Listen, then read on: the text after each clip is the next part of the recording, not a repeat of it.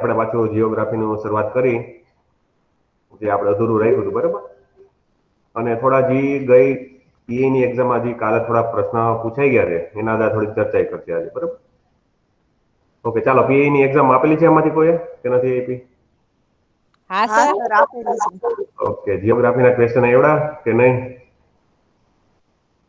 હા સર, આવડા જીઓગ્રાફીના. હા સર, અમુક માંથી એવું છે. સરસ. આપણે સોલ્વ હમણાં કરશી. આપણે જેમ જેમ એક એક ટોપિક આપણે લેતા જશી એ પ્રમાણે તમને સોલ્વ કરાવતું જઈશ કે કઈ રીતે આમાં ક્વેશ્ચન પૂછાણા છે. ખરાકમાં જોવા જાય તો તમે જો ટેક્સ્ટ બુકને અનુસર્યા હોય તો ટેક્સ્ટ બુકના આધારિત પ્રશ્નો હતા. સાવ સિમ્પલ પ્રશ્ન હતા. જે લોકો કદાચ સાવ માની લો કે રેફરન્સ બુકનો ઉપયોગ ના કરતા હોય તો એના આધારે પણ પ્રશ્નો પૂછાણા છે આપણી ટેક્સ્ટ બુક. હમણાં હું તમને બતાવું છું ટેક્સ્ટ બુકના આધારે કયા પ્રશ્નો પૂછાણા છે. સર, એન્વાયરમેન્ટનું ને એનું વધારે હતું, ઇકોલોજી સાઈડ હા, એ નું. તો થોડુંક હતું એન્વાયરમેન્ટ ઉપર, પણ આપણે જે જીઓગ્રાફીનો પોર્શન છે એને હું તમને થોડાક સોલ્વ કરાવીશ અત્યારે, બરાબર. હા સર. સર, હા હા. સર ઓલો ટોપિક નથી આવડતો કે ઓલો જો ને ચા વાળો ક્વેશ્ચન હતો કે અહીંયા 6 વાગ્યા હોય તો કેટલા વાગ્યા હશે ને એવો ઈ એમાં જોરદાર બહુ હતો સર, કન્ફ્યુઝ ઈ થઈ બહુ ગઈ. મજા આવી ક્વેશ્ચનમાં. હમણાં કરાવી દો તમને. એ ચા વાળા બધા પ્રશ્નો મોજ કરો હમણાં. એવો સર હોય જ છે દર વખતે જીપીએસસી માં એક ક્વેશ્ચન. એ હમણાં અક્ષાંશનો રેખાંશનો ટોપિક ચાલુ કરવો જ છે મારે. સર તમે શીખવાડ્યું હતું ને 15 ડિગ્રી લઈને કાઉન્ટ કરવાનું, એ રીતે થઈ ગયું હતું તરત જ. હા હા, બસ તો પછી આવડી જ જવાનું છે, કાંઈ માથાકૂટ નથી કરવાની. હાલો, આપણે ચાલુ કરી છીએ આપણે.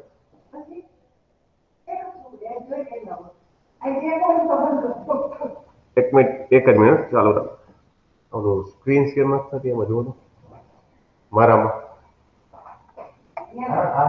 એમને મેં ચાલુ રાખી છે સ્ક્રીન શેર નથી થતી. એક મિનિટ જુઓ. આ સ્ક્રીન મેં રાખી છે, બરાબર. આ પ્રેઝન્ટ નામ કરું છું. ઓકે, હાલો. મને ભૂલાઈ ગયો. હાલો, ચાલો. એક સ્ક્રીન શેર કરું છું, બરાબર. હા, સ્ક્રીન દેખાય છે બધાને? Yes okay. સર. હા ઓકે, તો સર. હું તમને જે ટોપિક ભણાવતો જઈશ અને એના આધારે કહેતો જઈશ કે એક્ઝામમાં કયા કયા પ્રશ્ન આમાંથી નીકળે, બરાબર. ઓકે. હવે ચાલો આપણે રિવર સિસ્ટમ જોવાની છે, ડ્રેનેજ સિસ્ટમ જેને આપણે કહી. અને કાલે તમને ખ્યાલ હોય તો ડ્રેનેજ સિસ્ટમને એક પ્રશ્ન પૂછાઈ ગયો. ડ્રેનેજ સિસ્ટમ, બરાબર.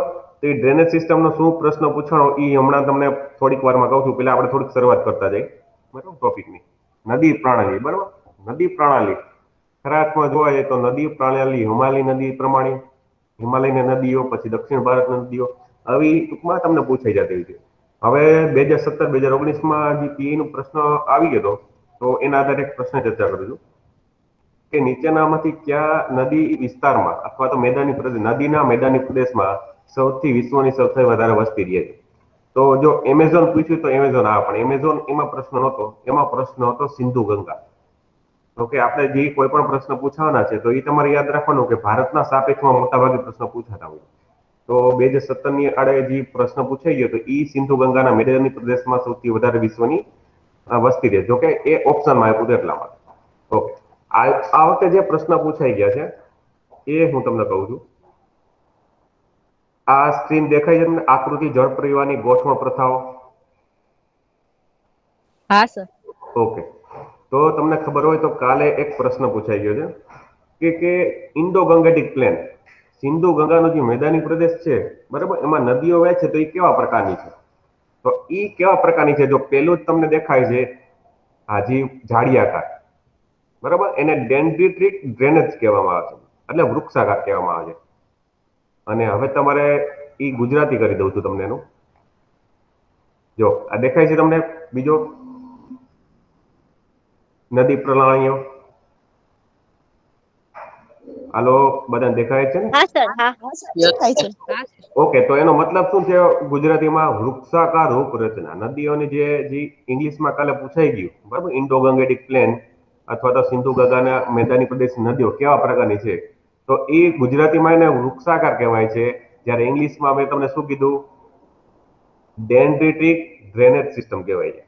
હવે જોઈ લ્યો, આ લોકોએ એક ભૂલ કરી ગયા, ખાલી ગુજરાતીમાં ના આપ્યું એટલે છોકરાઓને થોડીક એમાં મૂંઝવણ થઈ છે. તો પેલા આપણે ગુજરાતી જોઈએ ને પછી ઇંગ્લિશ જોઈએ, બરાબર. પેલા શરૂઆતમાં પહેલેથી ચાલુ કરીએ આપણે. ઓકે.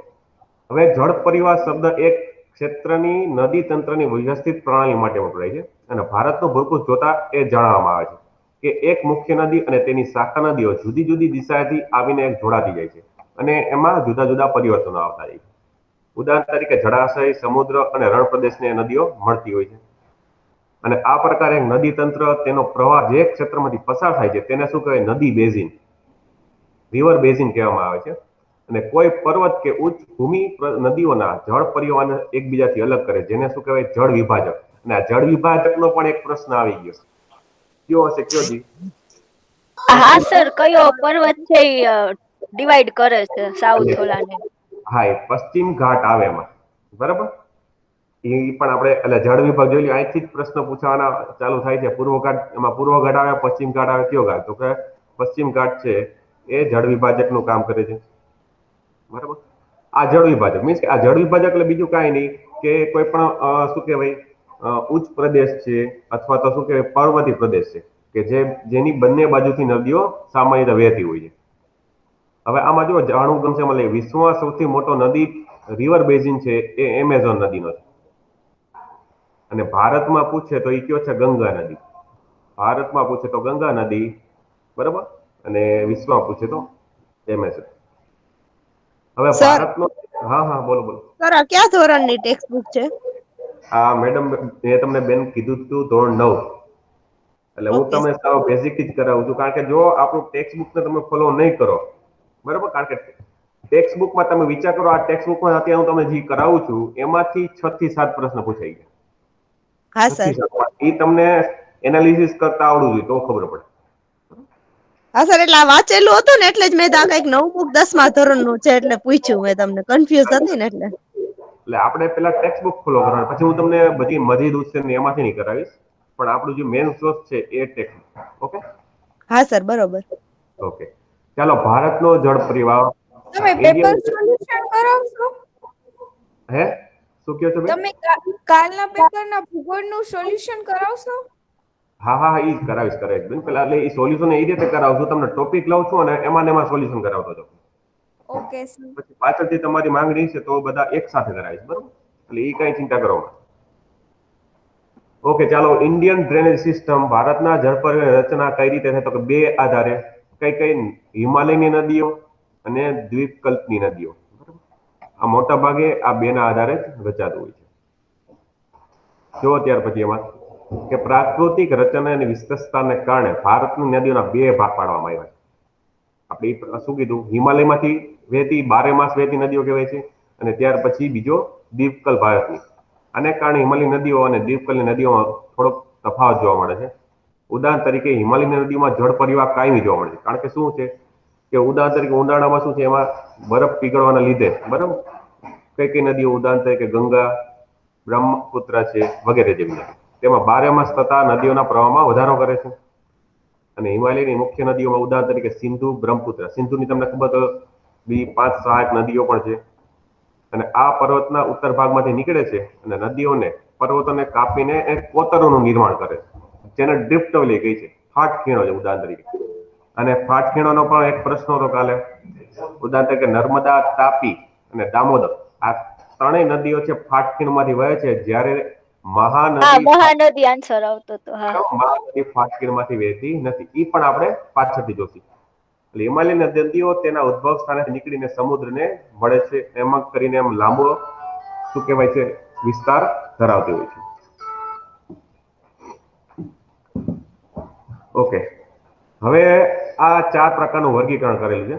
મુખ્ય પ્રવાહ તો મેં તમને કીધું ઈ ડેન્ડ્રેટિક ડ્રેનેજ સિસ્ટમ, અને ગુજરાતીમાં કેવું હોય તો વૃક્ષાકાર રૂપરચના. પછી બીજું છે જાળી આકારની રચના. પછી આયાતાકાર અને કેન્દ્ર ત્યાગી. ખરા અર્થમાં આને જોવું હોય તો આને શું કહી શકાય? જાળી આકારને લંબચોરસ પણ કહી શકીએ છીએ. બીજી છે આયતાકાર અને કેન્દ્ર ત્યાગી, એટલે મોટા ભાગે ઉપરથી ઉચ્ચ પ્રદેશમાંથી વહીને એ ચારે બાજુ ફેલાતી જતી હોય, બરાબર. અને હવે એનું આપણે ઇંગ્લિશ વર્ઝન પણ જોઈ લઈએ. ડેન્ડ્રેટિક સિસ્ટમ, બરાબર, જે આપણે વૃક્ષાકાર આપણે વાત કરી એ. પછી ટ્રેલિસ ડ્રેનેજ સિસ્ટમ, લંબાતાકાર અથવા તો શું કહેવામાં આવે છે જાડી આકાર. ત્યાર પછી લંબચોરસ આકાર, રેક્ટેન્ગ્યુલર સિસ્ટમ મોટા ભાગે લંબચોરસ પ્રમાણમાં નદીઓ એનો વહેણ વહેતી હોય છે, અને કેન્દ્ર ત્યાગી રેડિયલ ડ્રેનેજ સિસ્ટમ એટલે ઉચ્ચ પ્રદેશમાંથી ચારે બાજુએ વહન માર્ગ હોય છે, એટલે આ રેડિયલ ડ્રેનેજ સિસ્ટમ. અને હિમાલયમાંથી જે નદીઓ નીકળે છે, બરાબર, એ નદીનો સ્ત્રોત શું છે? ઉદાહરણ તરીકે ગંગા નદી છે, તો એ ગંગોત્રી ગ્લેશિયરમાંથી નીકળે છે. એ પછી નીકળ્યા પછી અમુક વહન કરીને ફાટ ખીણોનું પણ સર્જન કરતી હોય છે. ઉદાહરણ તરીકે આ નદીનો ઉપરનો સ્ત્રોત છે, એટલે ઉપરવાસ કહેવામાં આવે છે. પછી નીચેથી જે મધ્ય ભાગમાંથી નીકળે છે, એટલે અમુક પ્રદેશમાં થઈને વહે છે, એને મધ્યસ્થ ભાગ. પછી સર્પ આકાર જેવો આકાર લે છે, તો એને વિસર્પણ કહેવામાં આવે છે. ત્યાર પછીનો જે ક્ષેત્રમાં જે વહેણ થાય છે અને એના મેદાની પ્રદેશની રચના કરે છે, તો નીચેનો વાસ અથવા હેઠવાસ ને નજીકમાં સરોવર અને ડેલ્ટાનું નિર્માણ થતું હોય છે, બરાબર. એટલે નાળ આકાર જેવા સરોવરો રચાતા હોય છે નદી કિનારે. એટલે નદી પરિવહનની 3 અવસ્થા આપણે જોવાની છે: ઉપરવાસ, મધ્યવાસ અને હેઠવાસ, નીચેનો ભાગ.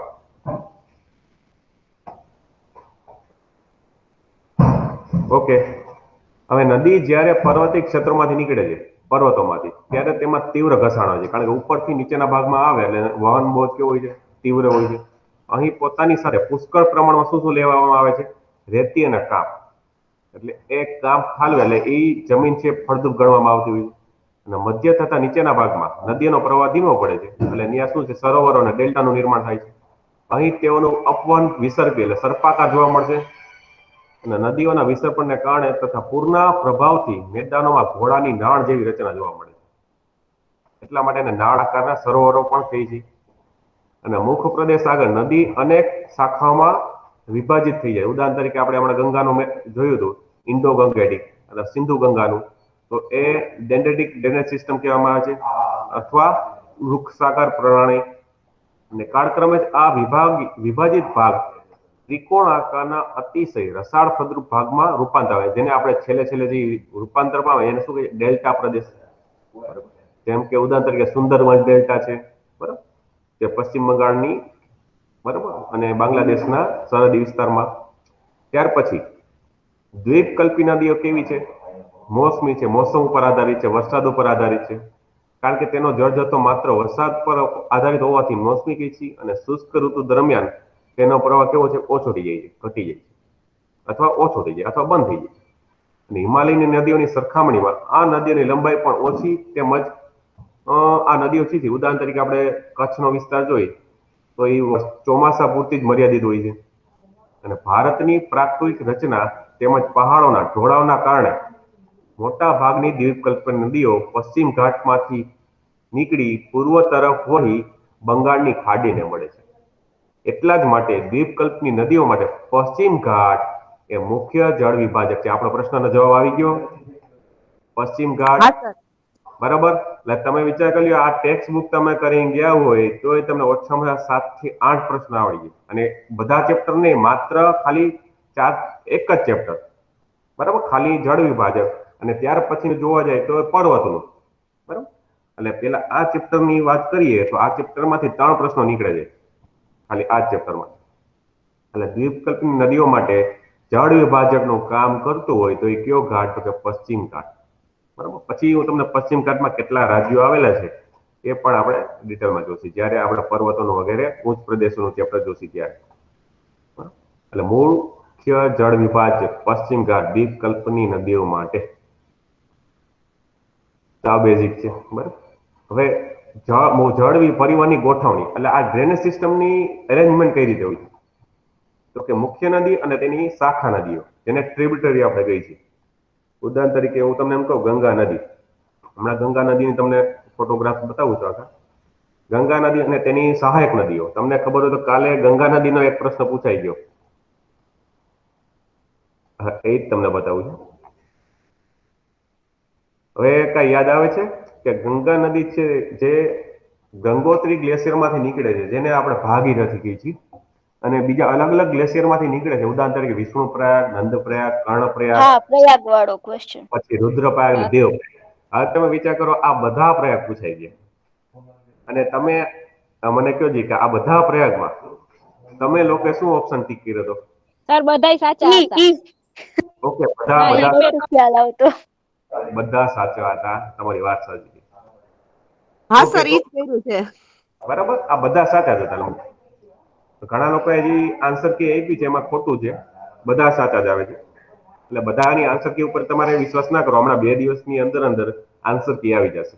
બરાબર, પણ આપણે જે રીતે ભણાવી છે એના આધારે હું તમને કહી શકું કે આ બધા સાચા છે. ઓકે, તો હું તમને ખાલી ગંગા નદીનું કહું છું. હજી ગંગા નદી ડિટેલ જોશી, પણ આ એક ખાલી મેપ જોઈ લો, પ્રશ્ન પૂરતો આ મેપ જોઈ લો કે ગંગા નદી ગંગોત્રી ગ્લેશિયરમાંથી નીકળે છે. બરાબર, હિમ ગ્લેશિયર છે. બરાબર, અહીંયા ગોમુખ કહેવામાં આવે છે, એને ભાગીરથી કહી છે. જ્યાં ગંગોત્રી ગ્લેશિયરમાંથી નીકળે છે તો એ પ્રારંભિક એને શું કહી છે? ભાગીરથી. આ ભાગીરથી દેખાય છે, બરાબર. હા સર. ઓકે, જ્યારે દેવપ્રયાગ પાસે મળશે, દેવપ્રયાગ પાસે તો અલકનંદા નદી આવે છે, બરાબર. અલકનંદા આ શિખર ઉપરથી નીકળે છે, એટલે ઈ શિખર અને આ એટલે અલકનંદા અને ભાગીરથી આ બે સ્થળે મળે છે દેવપ્રયાગ નામના, બરાબર. એટલા માટે આ બે નદીનો સંગમ મળે છે અને સંયુક્ત રીતે પછી ગંગા નદી કહેવામાં આવશે. એટલે ભાગીરથી અને અલકનંદા છે. તો એ સ્થળનું નામ છે દેવપ્રયાગ. ઓકે, એટલે એક ઓપ્શન આપણો સાચો. ઓકે, ત્યાર પછી બીજું શું હતું કે રુદ્રપ્રયાગ. કે રુદ્રપ્રયાગ છે ક્યાં બે નદીઓના સંગમ સ્થળે રચાય છે? તો એક તો અલકનંદા, આ જે ઉપરથી જે શિખર ઉપરથી આવે છે બદ્રીનાથ શિખર ઉપરથી, બરાબર. તો એ એક અલકનંદા. બીજી છે મંદાકિની. તો આપણો બીજો ઓપ્શન પણ કેવો જો સાચો. એટલે મંદાકિની અને અલકનંદા કયા સ્થળે ભેગી થાય તો એ તમારે કહેવાનું રુદ્રપ્રયાગ. એટલે આપણે સર હા સર મોબાઈલમાં ઇશ્યુ આવ્યો હતો ને, એટલે સર આ ફરીથી ગયો ને બધા પોઈન્ટમાં ક્યાં કયા નદીનો ભેગા થાય છે એમ. ઓકે, કાંઈ વાંધો નહીં. ચાલો હમણાં પાછું રિવાઇઝ કરાવ્યું છું. હવે તો જોઈ લેજો, મોબાઈલ બરાબર છે ને? તમે ચાર્જિંગ કરીને રાખજો અને નેટ ક્યાં આવતું ને એવી હા સર, જગ્યાએ એમાં જજો. નેટવર્ક વયું ગયું હતું એટલે એવું થયું. કાંઈ વાંધો નહીં, તમને પાછું કરાવી દઉં. ઓકે, હવે પહેલેથી જ સોરી સર. પાછું કાંઈ વાંધો નહીં. ઓકે, હવે જો આપણે વાત કરી હતી શું કે જળ પરિવહનની કે મુખ્ય નદી અને શાખા નદી, બરાબર. હવે હું તમને વૃક્ષાકાર પ્રણાલી અથવા તો આપણે જે વાત કરી હતી કઈ, તો કે ડેન્ડ્રીટિક ડ્રેનેજ સિસ્ટમ, જે કાલે એક્ઝામમાં પૂછાઈ, બરાબર. ઇન્ડો ગંગેટિક પ્લેનમાંથી નીકળતી નદીઓ કેવા પ્રકારની છે? તો કે ડેન્ડ્રીટિક ડ્રેનેજ સિસ્ટમ, બરાબર. ઇંગ્લિશમાં પૂછ્યું તો પણ ગુજરાતીમાં પૂછ્યું હોય તો શું આવશે? વૃક્ષાકાર રચના. હવે એના અંતર્ગત જ આપણે ગંગા નદીને જોયેલી, કારણ કે ગંગા નદી પણ આવા જ પ્રકારની છે અને નીકળે છે ગંગોત્રી ગ્લેશિયરમાંથી. ગંગોત્રી ગ્લેશિયરમાંથી નીકળશે, બરાબર. એટલે ભાગીરથીના નામે ઓળખાશે. અને ત્યાર પછીના જે બદ્રીનાથ ને એ બાજુના શિખરમાંથી નીકળતી, બરાબર, અલકનંદા, જે ઉત્તરાખંડ આપણે વાત કરી છે, પછી આપણે જે ઉત્તરાખંડ રાજ્યમાંથી નીકળે છે, એ અલકનંદા સ્વરૂપે. પણ આ બે ભાગીરથી અને અલકનંદા ક્યાં સંગમ સ્થળે ભેગી થશે? તો એનું નામ છે દેવપ્રયાગ, બરાબર. ભાગીરથી અને અલકનંદા. ઓકે, એટલે એક ઓપ્શન સાચો થઈ ગયો આપણો. બીજો ઓપ્શન તો કે રુદ્રપ્રયાગ છે એ ક્યાં બે નદીઓના સંગમ સ્થળ પર આવેલું છે? તો એક તો અલકનંદા ઉપરથી આ ચાલી આવે છે એનો સિસ્ટમ, અને બીજી મંદાકિની. અને આ બીજો ઓપ્શન પણ આપણો સાચો, રુદ્રપ્રયાગ. ત્યાર પછી હતો નંદપ્રયાગ.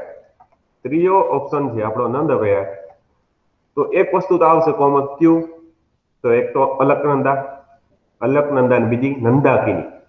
એક સહાયક નદી છે નંદાકિની અને અલકનંદા, જે બે નદીઓના સંગમ સ્થળે એક સ્થળ છે જેનું નામ છે નંદપ્રયાગ.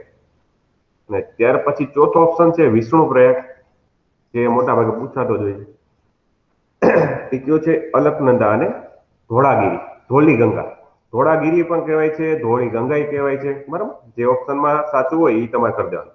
એટલે અલકનંદા અને ધોળી ગંગા અથવા ધોળાગીરીના સંગમ સ્થળ ઉપર કયો સ્થળ આવેલું છે? તો કે વિષ્ણુપ્રયાગ. એટલે ચાર ઓપ્શન સાચા છે, ઓકે બરાબર. Sir, thank you. Okay, ready. તો આ એક વસ્તુ યાદમાં રાખજો, કારણ કે આ ક્લાસ 1 2 હોય, સુપર ક્લાસ 3 હોય કે ક્લાસ 2 હોય, આ બધામાં પૂછાઈ જશે. તો સર આ રુદ્રપ્રયાગ ને નંદપ્રયાગ બેયમાં સરખી ભેગું થયું ને, અલકનંદા ને Mandakini?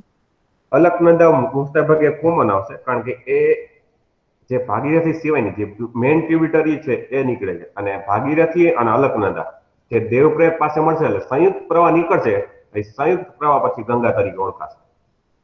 Ready? Okay sir. Okay, ચાલો હવે આગળ વધી. એટલે આ પ્રશ્ન પૂછાઈ ગયો, બરાબર? એટલે ખાસ યાદ રાખજો. હજી હું તમને આખી રિવર બેઝિન સિસ્ટમ તમને સમજાવવાનો છું, પણ આ એટલે બેઝિક છે, પેલા એ જાણી લઈએ આપણે.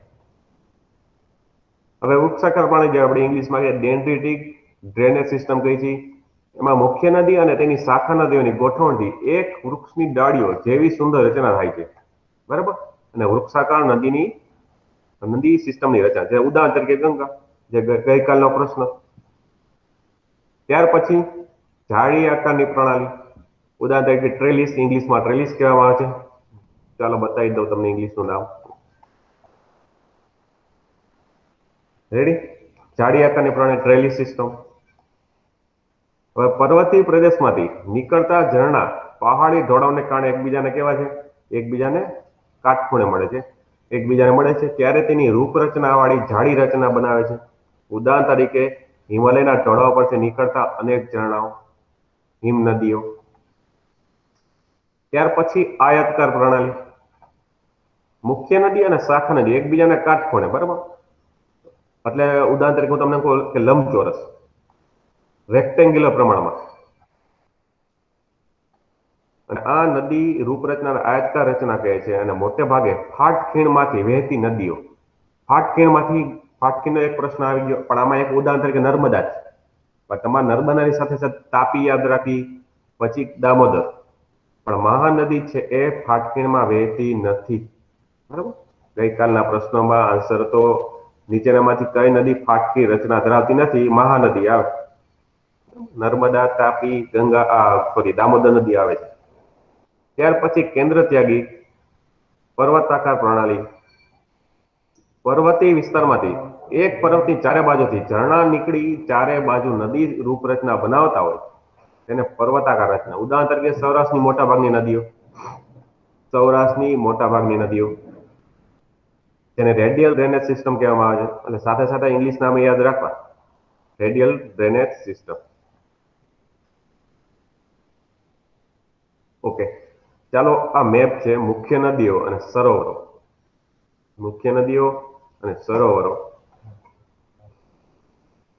મોટા ભાગની નદીઓ છે તમારે કર્કવૃત્તિ ઉત્તર ભાગ અને દક્ષિણ ભાગ એવી રીતે તમારે, અથવા બે રીતે યાદ રાખવાની, દ્વીપકલ્પી નદીઓ અને હિમ નદીઓ અથવા હિમાલયમાંથી નીકળતી નદીઓ. ઉદાહરણ તરીકે ગંગા નદી છે, સૌથી મોટી સહાયક નદી કઈ? તો કે યમુના. પછી યમુનાની ટ્રિબ્યુટરી છે અને ગંગાની પણ ટ્રિબ્યુટરી છે. અને ઉપર સિંધુ નદી. એટલે તમારે મોટા ભાગે 3 નદી તંત્ર ભણવાના, એક તો સિંધુ, બીજું ગંગા અને ત્રીજું બ્રહ્મપુત્ર, બરોબર? એટલે આ 3 નદી તંત્રમાંથી મોટા ભાગે કોઈ પણ રીતે પ્રશ્ન પૂછાય. અને ત્યાર પછીનું હોય તો દક્ષિણ ભારતનું અથવા તો દ્વીપકલ્પી ભારતનું. એમાં પેલા જુઓ તમે, હિમાલયની નદીઓ સિંધુ, ગંગા અને બ્રહ્મપુત્રમાંથી નીકળતી મુખ્ય નદીઓ છે. અને આ નદીઓ લાંબી અને તેમજ અનેક શાખા નદીઓમાં વિભાજિત થઈ ગઈ. કોઈક એક મોટી નદી તથા તેની શાખા નદીઓ એકબીજાને મળે ત્યારે તે સ્વરૂપ રચે, જેને જળ પરિવાહ પ્રણાલી તરીકે ઓળખવામાં આવે છે. એમાં પહેલી પ્રણાલી સિંધુ નદી પ્રણાલી. સિંધુ નદીનું ઉદ્ગમ સ્થાન તિબેટમાં આવેલા માનસરોવર નજીક છે, સિંગી ખંબાન કહેવાય છે. એ હું તમને ઓકે, એક જ મિનિટ તમને બતાવી દઉં.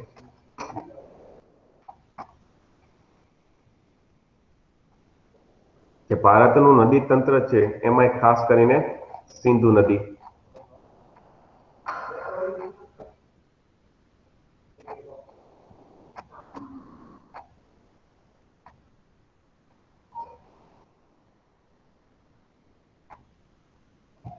જો આ રહ્યું સિંધુ નદી તંત્ર. સિંધુ નદી તંત્રમાં મોટાભાગની જો સહાયક નદીઓ ઘણી બધી છે. ખાસ કરીને તમારે ઝેલમ, ચિનાબ, રાવી, સતલજ આટલી નદીઓ યાદ રાખવાની છે. અને કૈલાસ પર્વત પણ માનસરોવર નજીકથી નીકળે છે અહીંયા. એટલે તિબેટનો જે પ્રદેશ છે ત્યાંથી તમારે યાદ રાખવાનું.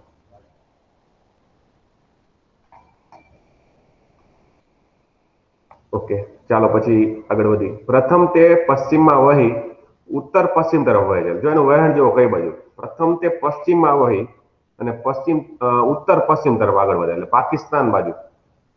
આમ તે લદ્દાખ કેન્દ્રશાસિત પ્રદેશના લેહ જિલ્લામાં પ્રવેશ કરે છે. હાલમાં લદ્દાખ છે કેન્દ્રશાસિત પ્રદેશ બની ગયો છે. અને અહીં તેણે દુર્ગમ કોતરણનું નિર્માણ કરેલું છે. અને અહીં તે જાસ્કર, નુબ્રા, શ્યોક તથા ઊંઝા, આ એની શું છે ટ્રિબ્યુટરી, જાસ્કર, નુબ્રા, શ્યોક અને ઊંઝા આ વગેરે નદીઓ છે એની સહાયક નદીઓ છે. અને સિંધુ નદી બાલ્ટિસ્તાન તથા ગિલગિટ ક્ષેત્રમાં વહી અટક આગળ પર્વતીય પ્રદેશમાંથી બહાર નીકળે છે. બાલ્ટિસ્તાન અને ગિલગિટ એ પણ શું છે આપણે હાલના ભારતના નકશા પ્રમાણે લદ્દાખ ટેરિટરીમાં આવેલા છે. ભારતમાં એમ પેલા જોવું હોય તો પીઓકે. સતલજ, બિયાસ, રાવી, ચિનાબ અને ઝેલમ. સતલજ, બિયાસ, રાવી, ચિનાબ અને ઝેલમ તેને મળતી કેવી નદીઓ છે? તો કે શાખા નદીઓ છે. એટલે આ પાંચે નદીઓ પાકિસ્તાનના મિથાનકોટ પાસે સિંધુને મળી જશે. એટલે આ નામ પણ યાદ રાખો ને, આપણે ટેક્સ્ટ બુકમાં જ છે, આપણે બીજે ક્યાંયથી લીધેલું નથી. અને આ બધી નદીઓનો સંયુક્ત પ્રવાહ દક્ષિણ તરફ વહી છેવટે પાકિસ્તાનમાં થઈને અરબ સાગરને મળી જશે. એટલે આ પોઈન્ટ આપણે યાદ રાખવાનો. અને આ નદી મેદાની પ્રદેશમાં મંદ પ્રવાહ વહે છે. અને આ નદી બેઝીનો ત્રીજો ભાગ ભારતના ક્યાં તો કે જમ્મુ કાશ્મીરના પર્વતીય ક્ષેત્રમાં આવેલું છે. એટલે લદ્દાખ થઈને પછી ગયા, જમ્મુ કાશ્મીર થઈને પછી પાકિસ્તાનમાં, અને ત્યાર પછી છેલ્લે અરબ સાગરમાં વહી જાય છે. ઓકે, હવે એની લંબાઈ જોઈ લો સિંધુની, તો કે 2900 કિલોમીટર છે, 2900 કિલોમીટર. સિંધુના પાણીની વહેંચણી માટે આપણે એક જળ સંધિ થઈ હતી પાકિસ્તાન સાથે 1960માં, જેને સિંધુ જળ સંધિ આપણે કહી છીએ. 1960માં પાકિસ્તાન સાથે આ પાણી, નદીના પાણીનો વહેંચણી કરાર, તે અંતર્ગત આપણે આ સિંધુ નદીના પ્રણાલી તંત્રમાં કેટલો ભાગ છે ઉપયોગ કરી, તો કે ભારત માત્ર 20%, અને બાકીનો છે એ પાકિસ્તાન ઉપયોગ કરે છે. 20% યાદ રાખજો.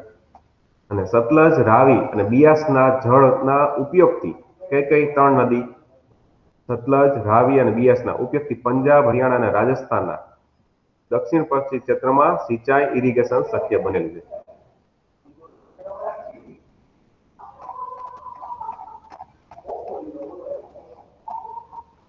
હવે એક જળસંધિ, સિંધુ જળસંધિ 1960 ક્યારે થયેલી, બરાબર?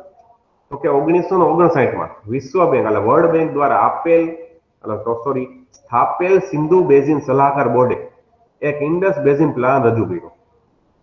કોણે? તો કે વર્લ્ડ બેંકે 1959માં. અને આ પ્લાન મુજબ ભારત અને પાકિસ્તાન વચ્ચે એક સંધિની નિર્માણ થઈ, જેને સિંધુ જળ સંધિ કહેવામાં આવે છે.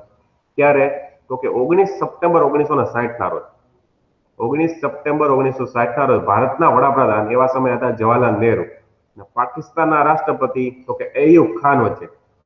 તમારે વધારે પોલિટિકલ યાદ રાખવું હોય તો પોલિટિકલ આ યાદ રાખવાનું, ભારતના વડાપ્રધાન જવાહરલાલ નહેરુ, પાકિસ્તાનના રાષ્ટ્રપતિ તો એયુબ ખાન વચ્ચે રાવલપિંડીમાં એક, બરાબર, સિંધુ જળ સંધિ ઉપર હસ્તાક્ષર કરવામાં આવે છે.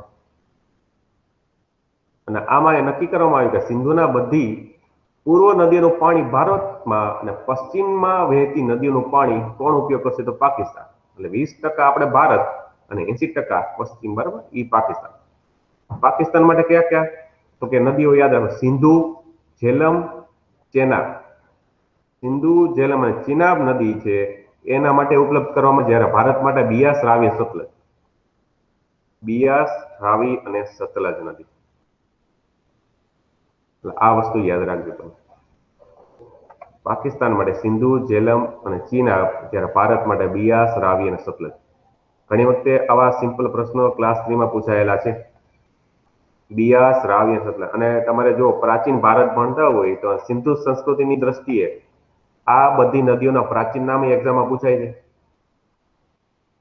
સિંધુ નદી છે સિંધ, ઝેલમનું વિતસ્તા, ચિનાબનું અસ્કિની, બરાબર, અસ્કિની કહેવાય છે ને. હા, બિયાસનું શું કહેવાય છે? ચંદ્રભાગા.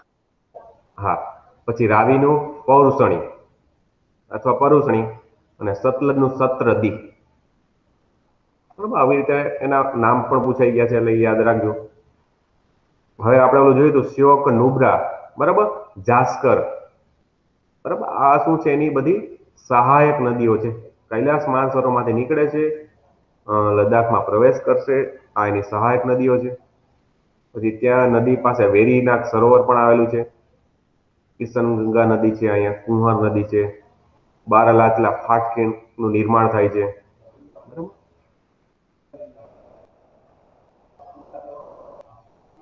ઓકે, હવે ત્યાર પછીની બીજી પ્રણાલી ગંગા નદી પ્રણાલી, જેમાંથી પણ ગઈકાલે એક પ્રશ્ન પૂછાઈ ગયો. હિમાલયની ગંગોત્રી હિમનદીમાંથી એટલે ગંગોત્રી ગ્લેશિયરમાંથી નીકળીને ભાગીરથી અને અલકનંદા દેવપ્રયાગમાં, બરાબર, ઉત્તરાખંડ છે એમાં દેવપ્રયાગમાં આપણે ભણી જોઈ ગયા અને એક્ઝામમાં પ્રશ્ન પૂછાઈ ગયો. પરસ્પર મળે છે પહાડી પ્રદેશમાં છોડી ગંગા હરિદ્વાર આગળથી મેદાની પ્રદેશમાં પ્રવેશ કરશે. હિમાલયમાંથી આવતી અનેક નદીઓ ગંગા નદીને મળે છે, જેમાંની મુખ્ય નદીઓ તમને યમુના છે એ મહત્વની સૌથી મોટી ટ્રિબ્યુટરી છે કેની, તો કે ગંગાની. ત્યાર પછી ઘાઘરા, ગંડક અને કોસી. અને હિમાલયના યમનોત્રી શિખરમાંથી યમુના નીકળે છે, અલગ પ્રકારનું, પણ એ સૌથી મોટી ગંગાની સહાયક નદી ગણવામાં આવે છે. અને આ નદી ગંગાની જમણી બાજુની વહીને અલાહાબાદ પાસે ગંગામાં ભળી જાય છે. અને ઘાઘરા, ગંડક અને કોસીના મૂળ ક્યાં છે, તો કે ભારતના પાડોશી દેશ નેપાળમાં કોસી, ગંડક અને ઘાઘરા. ઘણી વખતે આની ઉપર જે ભારત સરકાર પરિયોજના બનાવતી હોય છે કોસી ગંડક ઉપર, તો એ પણ પૂછાઈ જતી હોય છે. જ્યારે આપણે કરંટનો સાથે સાથે ક્યારેક ટોપિક આવશે તો એની પણ જે પ્રોજેક્ટ બન્યો છે તે એ જોઈ લેશે. તેના કારણે ઉત્તરના મેદાની પ્રદેશોમાં દર વર્ષે પૂર પ્રકોપ આવે છે, બરાબર. અને કેટલાક વિસ્તારોમાં ભારે જાનમાલની નુકસાની થાય છે. તેમ છતાં નદીઓ રચેલા ફળદ્રુપ કાપના મેદાનોમાંથી ભારતને પણ ઘણી બધી કૃષિ ક્ષેત્રે ઘણી બધી સમૃદ્ધિ મળે છે અથવા સમૃદ્ધિ પ્રાપ્ત થયેલી. તમને ખબર હોય તો નેપાળમાંથી બિહારમાં નદી પ્રવેશ કરે છે, અને નેપાળમાંથી તમને ખબર હોય તો ગ્લેશિયર જ આવેલા છે મોટા ભાગના, હિમ નદીઓ. અને ઉનાળા દરમિયાન તમને ખબર હોય અથવા શિયાળાની ચોમાસાની શરૂઆત થઈ હોય તો કોસી નદીમાં ઘણી વખતે પૂર આવતા હોય છે, અથવા જોવા જઈએ તો 2 વખત પૂર આવે છે. એટલે તમને તમારે કેવું હોય તો બિહારનો શોખ કેવું હોય તો કઈ નદીને કહેશો? કોસી નદી. ઓકે, ત્યાર પછી દ્વીપકલ્પી નદી. દ્વીપકલ્પી ઉચ્ચ પ્રદેશમાંથી નીકળતી કેટલીક નદીઓમાં ચંબલ અને બેતવા યમુનાને તથા સોણ ગંગાને મળે છે. કઈ યાદ રાખવાનું તમારે? દ્વીપકલ્પી ઉચ્ચ પ્રદેશમાંથી નીકળતી ચંબલ અને બેતવા યમુનાને મળશે, અને બીજી સોણ નદી કોને, તો કે ગંગા. અને આ નદીઓ કેવી છે? અર્ધ શુષ્ક ક્ષેત્રમાંથી આગળ વધે છે, અને તેમની લંબાઈ પણ જોવા જાય તો આ બંનેના કમ્પેરિઝનમાં ઓછી છે, ચંબલ, બેતવા અને સોણ. અને તેઓનો જળ જથ્થો જોવા જાય તો મર્યાદિત પ્રમાણમાં. અને ઉત્તર અને દક્ષિણમાંથી મળતી નદીઓનો સંયુક્ત પ્રવાહ આગળ વધી 2 ભાગમાં વહેંચાઈ જાય છે, ઉદાહરણ તરીકે બ્રહ્મપુત્ર, ગંગા વગેરે. અને એમાંનો એક ફાટો ગંગા નદીનો બાંગ્લાદેશમાં પ્રવેશે, જ્યાં એને અલગ નામ મળ્યું, પદ્મા. હવે તમે વિચાર કરો કે ગંગા નદી છે પશ્ચિમ બંગાળમાં પ્રવેશે ત્યારે એક નામ છે હુગલીના નામે ઓળખાય છે. અને આ જે ફાટો જ્યારે બાંગ્લાદેશમાં પ્રવેશ કરશે એના શું નામે, તો કે પદ્માના નામે ઓળખાશે. અને બીજો ફાટો પશ્ચિમ બંગાળ, જે આપણે વાત કરી હમણાં કે ભાગીરથી અને હુગલી, ખાસ કરીને હુગલી, કોલકાતા કઈ નદી કિનારે આવેલું તો હુગલી, ભાગીરથી પ્રવેશ કરશે એટલે ભાગીરથી, હુગલી. અને છેવટે આ બંને પ્રવાહ બંગાળની ખાડીને મળી જાય. અને ગંગાનો પ્રવાહ બાંગ્લાદેશમાં પદ્માના નામે, અને એવી જ રીતે બ્રહ્મપુત્ર નદીના પ્રવાહની સાથે ભળી જાય છે. ઉદાહરણ તરીકે હું તમને વાત કરું કે બ્રહ્મપુત્ર નદી છે એ ખરા અર્થમાં ભારતમાં જ ઓરિજિન નથી, પણ કયું છે ભારત બહાર, તિબેટમાં. અને તિબેટમાંથી ભારતમાં, ખાસ કરીને અરુણાચલ પ્રદેશમાં એક ઘાટ આવેલો છે યાંગયાપ ઘાટ. યાંગયાપ ઘાટ થ્રુ ભારતમાં પ્રવેશ કરશે, અને એવા સમય એના પહેલા સાંકો નદીમાં નામે ઓળખાતી હતી. ભારતમાં અરુણાચલ પ્રદેશમાં દિયાંગ દિબાંગ, આસામમાં આવશે એટલે બ્રહ્મપુત્રા, ત્યાર પછી બાંગ્લાદેશમાં આવશે, બરાબર. જો લખેલું છે અહીં તે બ્રહ્મપુત્ર નદીના પ્રવાહની સાથે ભળી જાય છે, અને આ બંનેનો સંયુક્ત પ્રવાહ મેઘનાના નામે ઓળખાય છે, બરાબર. હા, ગંગાનો અને કેનો, બ્રહ્મપુત્ર સંયુક્ત પ્રવાહ બાંગ્લાદેશમાં મેઘના. એટલે ગંગા અને બ્રહ્મપુત્ર નદીનો મુખ ત્રિકોણ પ્રદેશ એ સૌથી વધુ રસાળ પ્રદૂપ ધરાવે છે, અને તે સુંદરવનના નામે પણ ઓળખાય છે, સુંદરવન ડેલ્ટાના જંગલો. સુંદરવન ખાસ યાદ રાખજો. સુંદર અભયારણ્ય પણ આવેલું છે, રાષ્ટ્રીય નેશનલ પાર્ક છે. ગંગાના મિત્ર ત્રિકોણ પ્રદેશને સુંદરવન કહેવામાં આવે છે. શું કરવાનું? કારણ કે સુંદરી નામના વૃક્ષો મોટા ભાગના થતા હોય છે, અને સુંદરી નામનું વૃક્ષ છે હોડીઓ બનાવવામાં પણ ઉપયોગી થાય છે.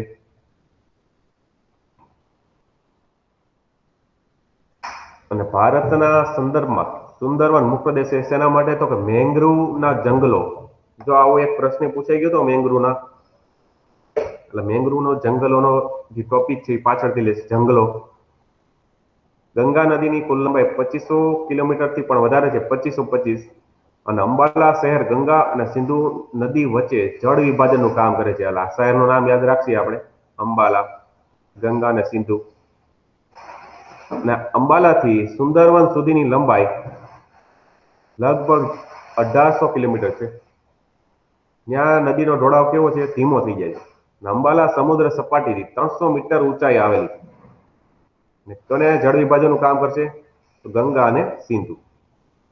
અને સુંદરવન સમુદ્ર સપાટીની નજીક છે, અને આ ગણતરી વિચારતા 6 કિલોમીટરના પ્રત્યેક ઢોળાવે એનો ઢોળાવ ઓછો થતો જાય છે. તેથી આ નદીમાં કેવું જોવા મળે? વિસર્પણ, સર્પાકાર. જે ડેલ્ટા સુધી આવશે એટલે વિસર્પણ જોવા મળશે. ત્યાર પછી ત્રીજી પ્રણાલી છે બ્રહ્મપુત્ર. ઓકે, બ્રહ્મપુત્ર નદી તિબેટમાં સાંગપોર નામે ઓળખાય છે. ત્યાં આવેલા મહાન સરોવર નજીક પૂર્વમાંથી તથા સિંધુ અને સતલજના બોર્ડની નજીકથી નીકળે છે. એટલે ત્યારે એનું નામ છે સાંગપો. અને તેની વધુ પ્રવાહ લંબાઈ ભારતમાં જોવા મળે છે, બરાબર, ભારતની બહાર. અને આ નદી હિમાલયની શ્રેણીને સમાંતર પૂર્વમાં વહે છે, પૂર્વ બાજુ. અને નામચા બારવા પર્વતમાળા છે. નામચા બારવા પાસેથી અંગ્રેજી યુ આકારે ટર્ન લઈને અથવા વળાંક લઈને ભારતના અરુણાચલ પ્રદેશમાં પ્રવેશ કરશે. આ જ્યાં ટર્ન લે છે નામચા બારવા, અને ત્યાં યામગાપ ઘાટ આવેલ છે, યાંગયાપ. આ ઘાટનું નામ યાદ રાખજો, યાંગયાપ ઘાટ. અને અરુણાચલ પ્રદેશમાં દિહાંગના નામે ઓળખાશે, અથવા ઘણી વાર દિબાંગ એવી છે, અને દિહાંગ યાદ રાખજો નામ. અને દિહાંગ, લોહિત અને કેનુલા જેવી શાખા નદીઓ મળીને અસમમાં બ્રહ્મપુત્ર નદીનું નિર્માણ કરે છે. દિહાંગ, લોહિત, કેનુલા, એટલે આ બધા નદીઓના સંગમથી આસામમાં બ્રહ્મપુત્રના નામે ઓળખાશે. બ્રહ્મપુત્ર નદી એકમાત્ર કેવી છે? પુરુષવાચક નામ, સર્વનામ ધરાવે છે, મસ્ક્યુલાઇન છે, જેની લંબાઈ લગભગ 2900 કિલોમીટર. હવે એક પ્રશ્ન ઘણીવાર ક્લાસ 3 એક્ઝામે પૂછાય છે, એ તમને જણાવી દઉં કે બ્રહ્મપુત્ર, એક મિનિટ, જે પ્રશ્ન પૂછાઈ ગયો તમને, નીચેનામાંથી કઈ નદી સૌથી વધારે લંબાઈ ધરાવે છે? તો એમાં જો ભારત નથી પૂછ્યું. હવે એમાં તમે ઓપ્શનમાં બ્રહ્મપુત્ર આપ્યું, ગંગા આપ્યું, કે સિંધુ, કે કોઈ પણ આપેલું. આ બધા નદીઓમાં સૌથી વધારે લંબાઈ બ્રહ્મપુત્રની છે. જો એક શબ્દ ઉમેરી દઈએ ભારત, તો પછી ગંગા આવશે. ભારતની સૌથી લંબાઈ ધરાવતી નદી તો ગંગા, પણ ભારત શબ્દ ના આપ્યો હોય, ખાલી નીચેનામાંથી કઈ સૌથી વધારે લંબાઈ ધરાવતી નદી પૂછ્યું હોય તો બ્રહ્મપુત્ર. એટલે બ્રહ્મપુત્ર નદીને તિબેટમાં સાંગપો, અને બાંગ્લાદેશમાં જમુના. ઘણીવાર આ સિમ્પલ નેમ એ પૂછાઈ ગયા છે. તિબેટમાં સાંગપો અને બાંગ્લાદેશમાં જમુના, બરાબર. અને બ્રહ્મપુત્રના સમગ્ર પ્રવાહ દરમિયાન માજુલી નામનો એક નદી દ્વીપ જે આવેલો છે, માજુલી નામનો એક નદી ટાપુ, રિવરાઇન આઇલેન્ડ, જે વિશ્વમાં સૌથી મોટો ગણવામાં આવે છે, માજુલી દ્વીપ.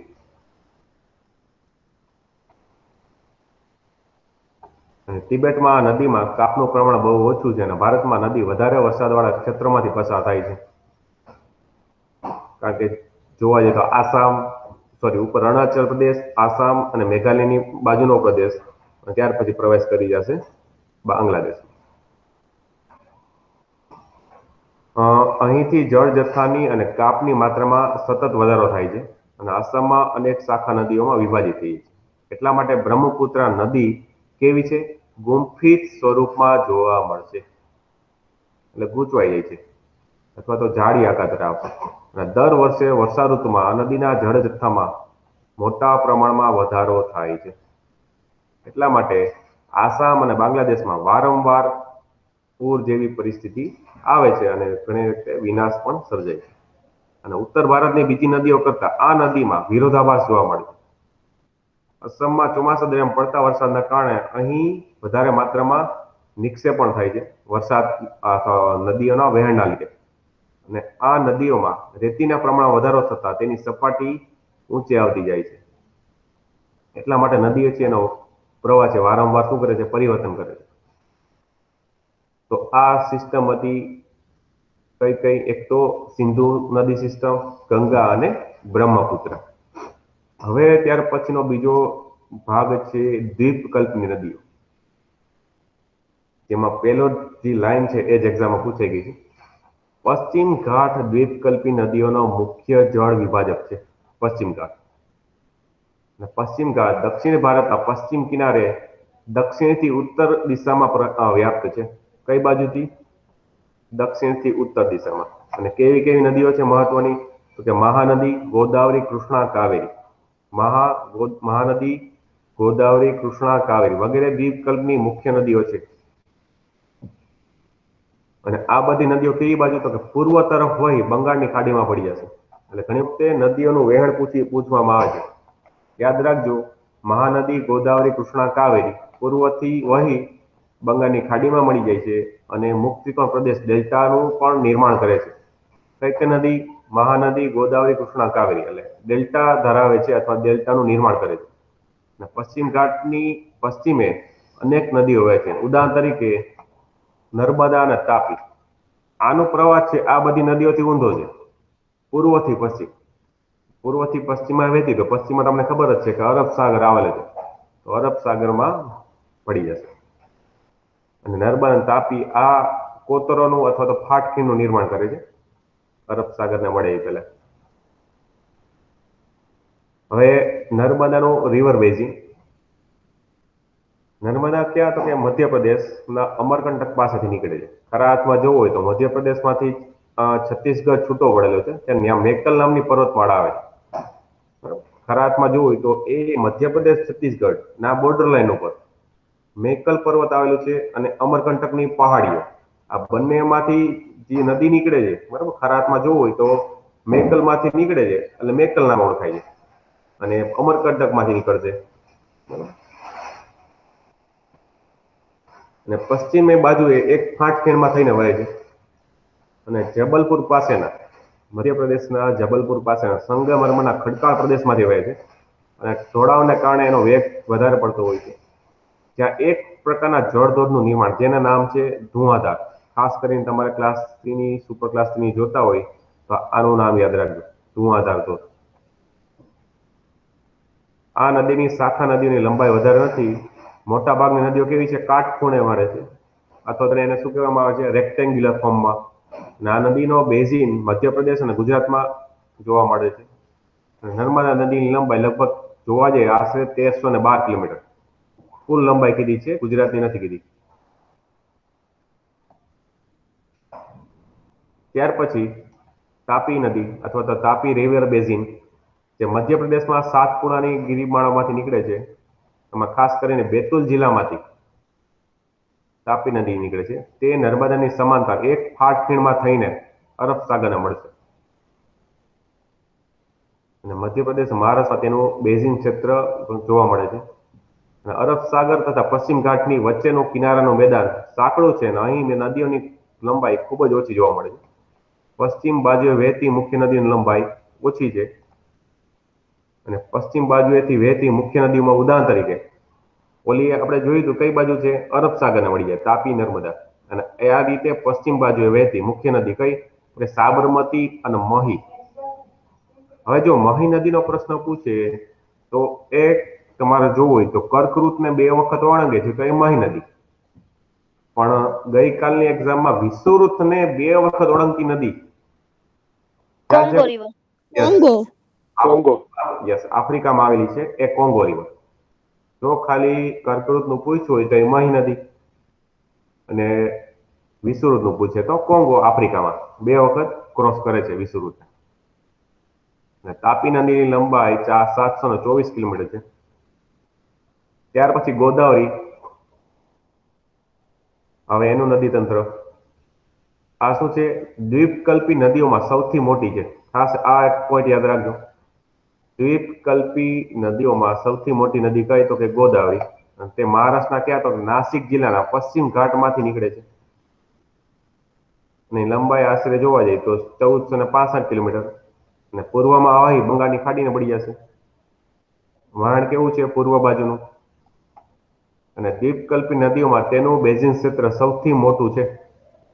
યાદ રાખજો, આ પ્રશ્ન નોટ કર્યા જેવો છે. દ્વીપકલ્પી નદીઓમાં સૌથી વધારે બેઝિન ક્ષેત્ર ધરાવતી હોય તો એ ગોદાવરી.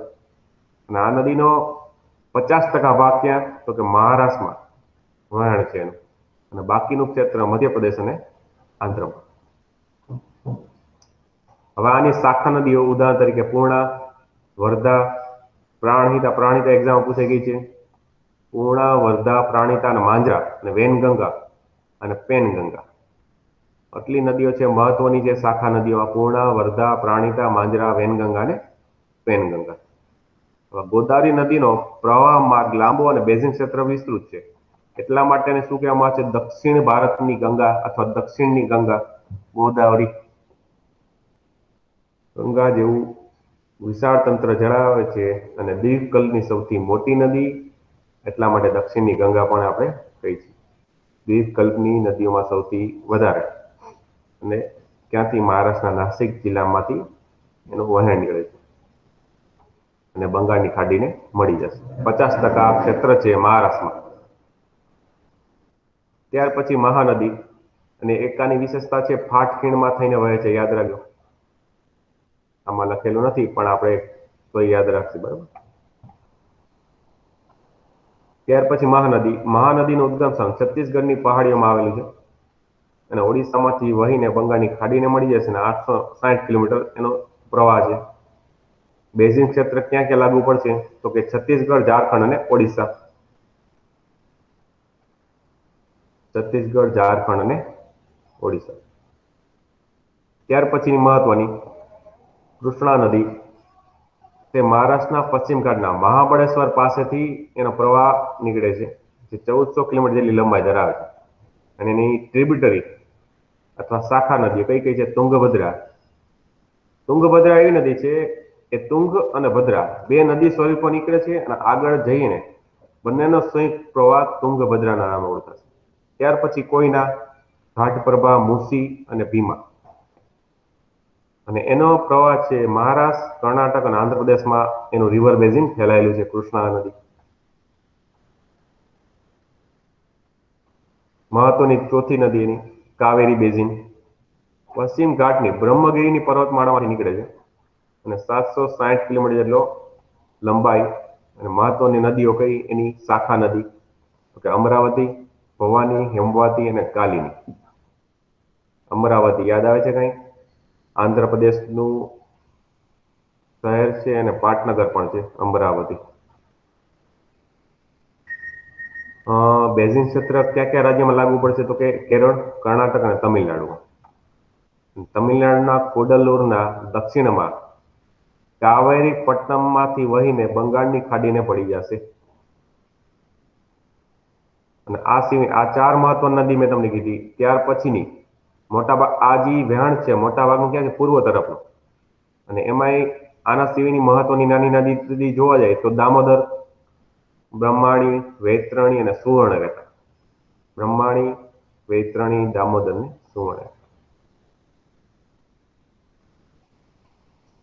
હવે જોવા જાવ તો વિશ્વની સાપેક્ષમાં પૃથ્વી સપાટી પર આશરે જે જલાવરણ છે કેટલું છે? 71%. ને જોવા જાય તો દરિયો, બરાબર, ચારે બાજુ પાણી છે. અને આના સિવાયની શું છે? તો કે જમીન. એટલે 71% જલાવરણ છે. અને એમાંય ખાસ કરીને પાણી, દરિયાનું પાણી કેવું છે? ખારું. એટલે 97% પાણી કેવું છે? ખારું છે. અને એમાં જે પીવાલાયક પાણી માત્ર 3% છે. કેટલું? વિશ્વમાં માત્ર 3% જળ છે એ પેયજળ પીવાલાયક છે. તેનો ચોથો ભાગ કેવો છે? બરફનો. જે આપણે કહીએ છીએ ને હિમાલયની નદીઓ. ક્લિયર? આ આપણે 3 રિવર સિસ્ટમ જોઈ છે. હવે એની ડિટેલમાં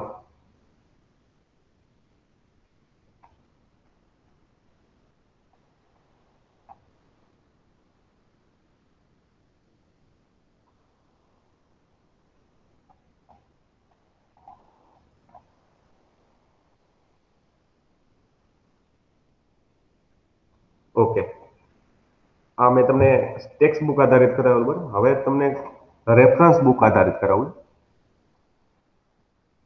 એમાં પેલા રિવર બેઝિન જોઈ લે, જે મસ્જિદ હુસેન, જે ખરા અર્થમાં આની બુક છે યુપીએસસી લેવલમાં પણ ફોલો થાય છે ઓલ ઓવર ઇન્ડિયામાં, મસ્જિદ હુસેન.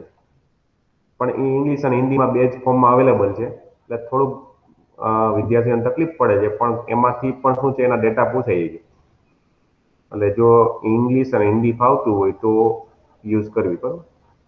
હવે ખાલી તમને મહત્વની, ભારતની મહત્વની નદી અને કેચમેન્ટ એરિયા કેનો કેનો, ઉદાહરણ તરીકે ગઈ જીપીએસસીમાં એક પ્રશ્ન પૂછાઈ ગયો કે નીચે આપેલી નદીમાંથી કઈ નદીનો કેચમેન્ટ એરિયા વધારે? કેચમેન્ટ એટલે એ રિવર બેઝિન, બીજું કઈ નહીં. રિવર બેઝિન કેનો વધારે? તો એ છે, એ જાણી લે મહત્વની નદીઓ.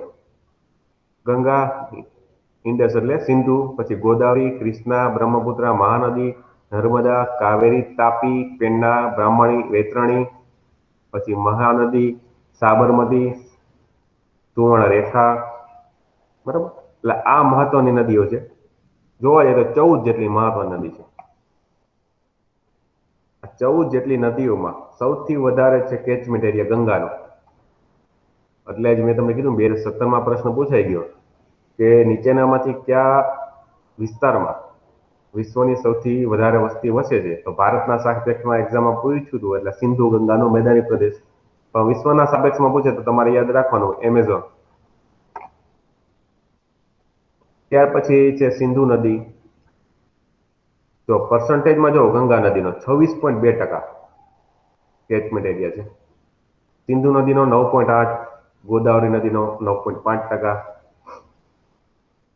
કૃષ્ણા નદી 7.9%, અને પછી ઘટતા પ્રમાણમાં આપેલું છે. ખાસ યાદ રાખવાનું તમારે. કદાચ માની લો કે 4 નદી આપેલી હોય અને તમને કીધું હોય કે નદીઓને તેમના કેચમેન્ટ એરિયાના આધારે ઘટતા ક્રમમાં ગોઠવો, તો તમારે આ ટકાવારી યાદ રાખી લેવાની. એટલે આ બધામાં સૌથી પહેલા કયું છે? ગંગા, પછી સિંધુ, ગોદાવરી, પછી કૃષ્ણા, બરાબર, પછી બ્રહ્મપુત્ર. તો કે બ્રહ્મપુત્રનો ભારતમાં વહેણ છે એ બતાવે છે. બરાબર.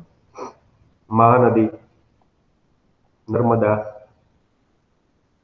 ઉદાહરણ તરીકે તમને પૂછ્યું હોય કે મહાનદી, નર્મદા, કાવેરી, તાપી, આ 4 નદીઓમાં સૌથી વધારે કેચમેન્ટ એરિયા કેનો? તો કે મહાનદીનો 4.3. એટલે એનો વિસ્તાર હોય તો જુઓ કેટલો છે, 1,39,659.15 સ્ક્વેર કિલોમીટર.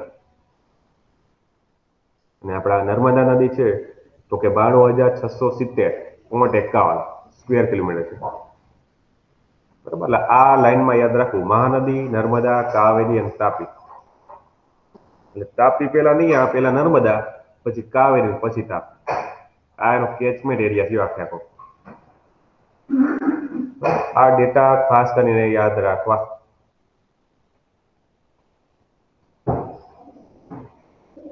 બરાબર. સર તમારે હા બોલો ને.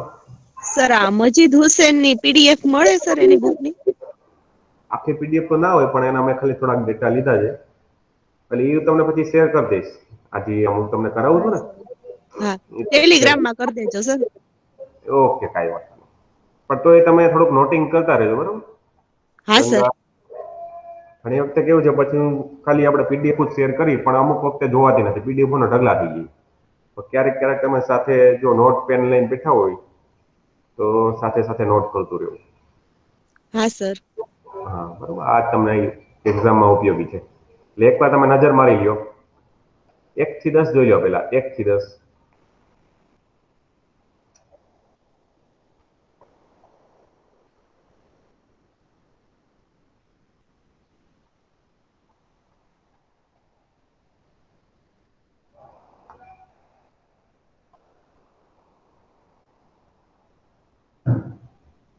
સર આમાં ખાલી ટકાવારી યાદ રાખીએ તો ના ચાલે?